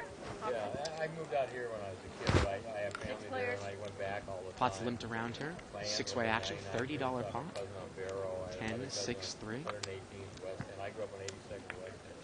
And then 100. Doesn't look like anyone has top pair here. now C3 has a pair of sixes. A He's couple on the players button. have a pair of threes. And Ronald's going to bet $10 here on this flop. Oh, you did about him and Bratton. Yeah. Because I was taking my wife And Jimmy calls, and seat 9 calls. Excuse me, Jimmy and Ralph calls with deuce 3. And look at this, Ralph spikes 2 pair. Unbelievable. And Ronald takes the card. Here we go to the river. River's a queen. And Ralph is going to bet here with 3s up, 3s and deuces. Going to bet 50. No, not at all. Ronald had the best hand on the flop. The only time I go to Bronx is to go to Yankee Stadium. And he folds. That sounds like a lot of people like that movie, The Game. Yeah. I've never seen it, so I guess it's something I've got to see. Even Isaac gives it a thumbs up. Pretty good movie. I just went about the cops, stole the French making heroin out of the Quincy property locker. Button over here is in seat 4. It was interesting. Had a couple of run-ins, bad folks looking at back then. Redwood. Yeah. Limp here by seat number 9. Option? And we're going to see 3-way action. When's the last time we've seen the pot raise pre-flop? 3-way action, Jack 10-4, couple clubs. 20? Well, Rick just raised it pre-flop with King Jack. Tony bets into a flush draw, and Ralph check calls with Queen 10. Tony also has a pair with the flush draw. Ooh, turns a jack. And Tony takes the Tony card. checks again. And the river's a deuce. And now Ralph's going to bet. He's going to bet 25. Tony folds. No bueno. Ralph takes it down. Thank you. Now the other thing, though, it's interesting though, if people have seen, and I don't know again what all the hands have shown down about Ralph, is that he's bet right out top pair. That's what I've noticed, and he'll check call the second pair. So just because the top pair, especially in the three-handed, three-way action there after the flop, I don't think that he has a jack there in that case, and he didn't. But again, he still might have called with Queen 10 on the turn. Who did that there, $20 raise here by Dominic with ace 10. Seat 9's going to call 5-3. Now look at Alan. He says, who raised here? Chip leader? Well, I call it. He's got 8-6 offsuit. And again, that's one of those hands with a lot of implied odds. It's not a suited connector, but possibly if he hits 2 But pair. it works. Works together. And the flop comes 9-9-8. And it looks like Alan has the best He hand. does have the best hand right now. And he's going to bet 20 into a $100 pot. You ain't got Ralph none of calls that. with ace queen of clubs. And Dominic calls with ace 10. Wow. Here we go to the turn. Turn's a 7. Ace 10 is now open-ended. It's a second heart. Allen is also open-ended. And it gets checked around, and the river's a 7. Oh, no. And Allen's hand here is good, right? He's got 9s and 8s. And everything gets checked down. But 9s and 8s are good. Allen's going to take down the pot. Says I don't got none of that there. You're proud of money. With the royal straight flush draw. Come on now. Good hand, good hand. He's got the token box of junior mints there. It looked like the movie Metropolis there. I'm trying to make King Kong's little tower. Yeah. Got about, 10 minutes left in the show, Shirley. Mm-hmm. Buttons moved over there to Hollywood Tony. Ace King here.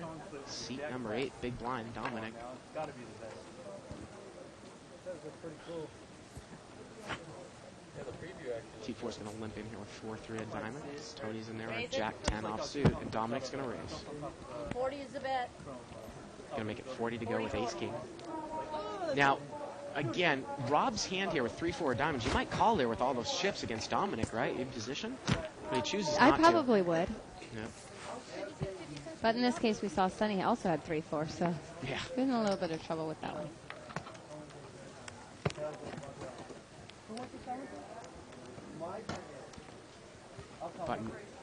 Button moves over here to seat 7. And your blind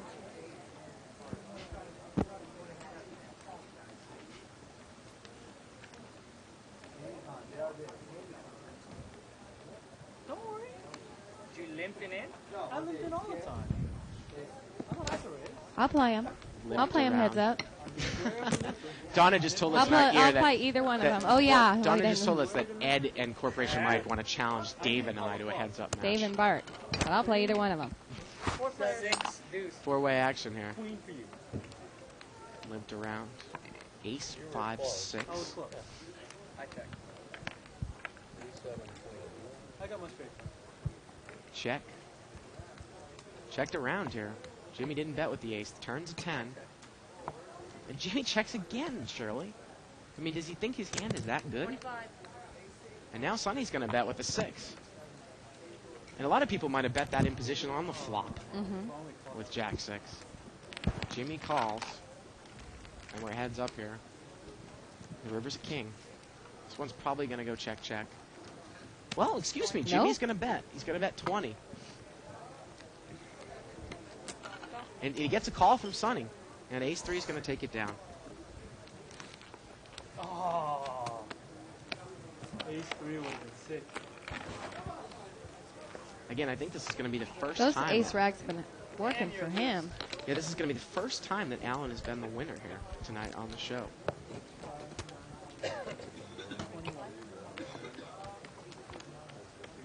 And when we talk about the winner, he's got about $2,200 there.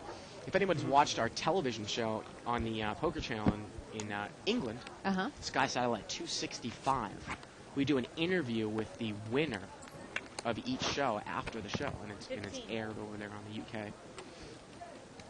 Seat 4 is going to raise here to 15. He's got ace king.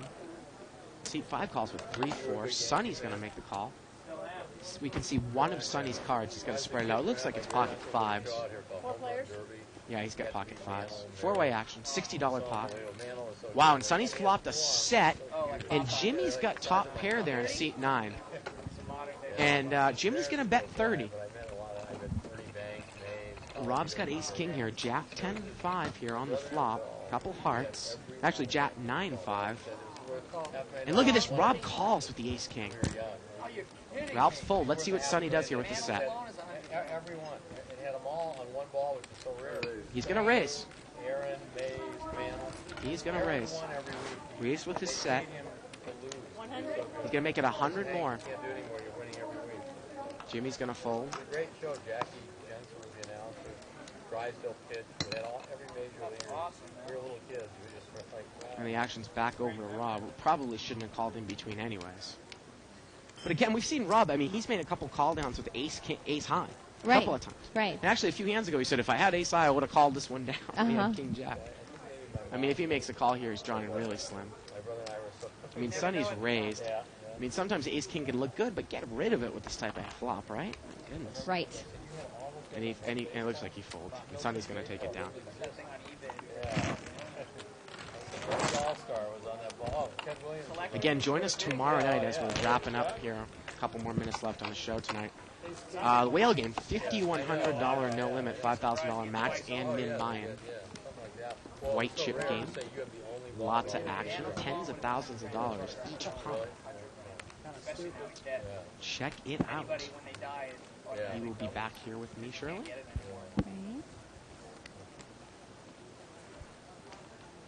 Looks like Ralph has got an ace queen here. Seat number 5. 25. And he's going to bet 25. Not me. And seat 9 calls on the button.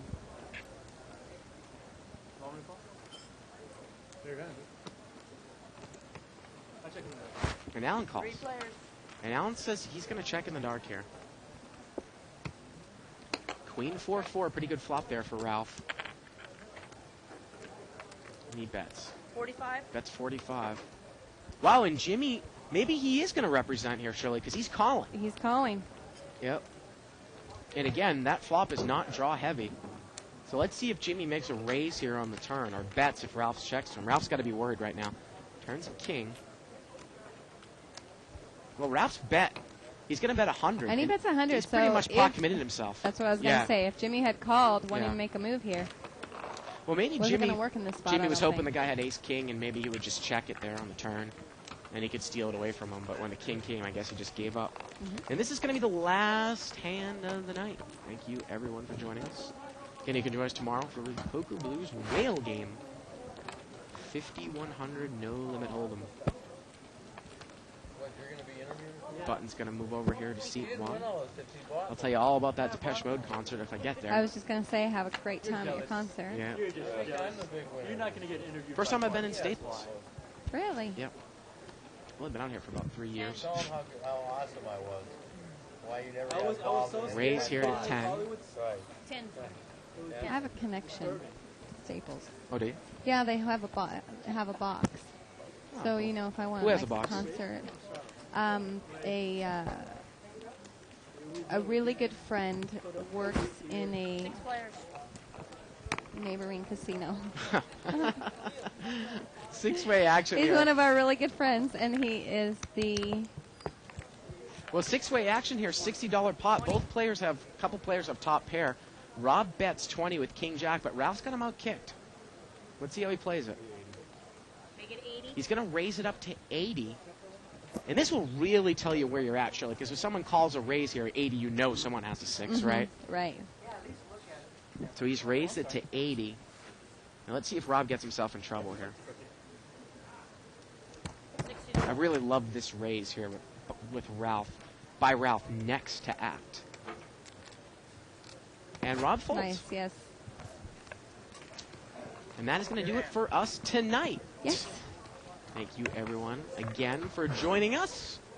Please stay tuned there for tomorrow night's show. It's going to be the last live show until Monday of next week. Yep, for a few And then, days. of course, we have 14 hours of poker, some of the best shows at Live the Bike on Thanksgiving, and then Barry Greenstein on Friday. So for everyone here in the booth and for the Poker Babe, I'm Bart Hanson. Good night, everybody, from Live at the Bike. Good night. It's here. It's big. And it's closer than you think. It's not a tournament. It's what you don't see on TV. The cash is real. The stakes are high. They bet big. They win big. They lose big. High stakes live action poker. Live at the Bike. Watch it live on the web or play it if you dare at the Bicycle Casino right here in Los Angeles.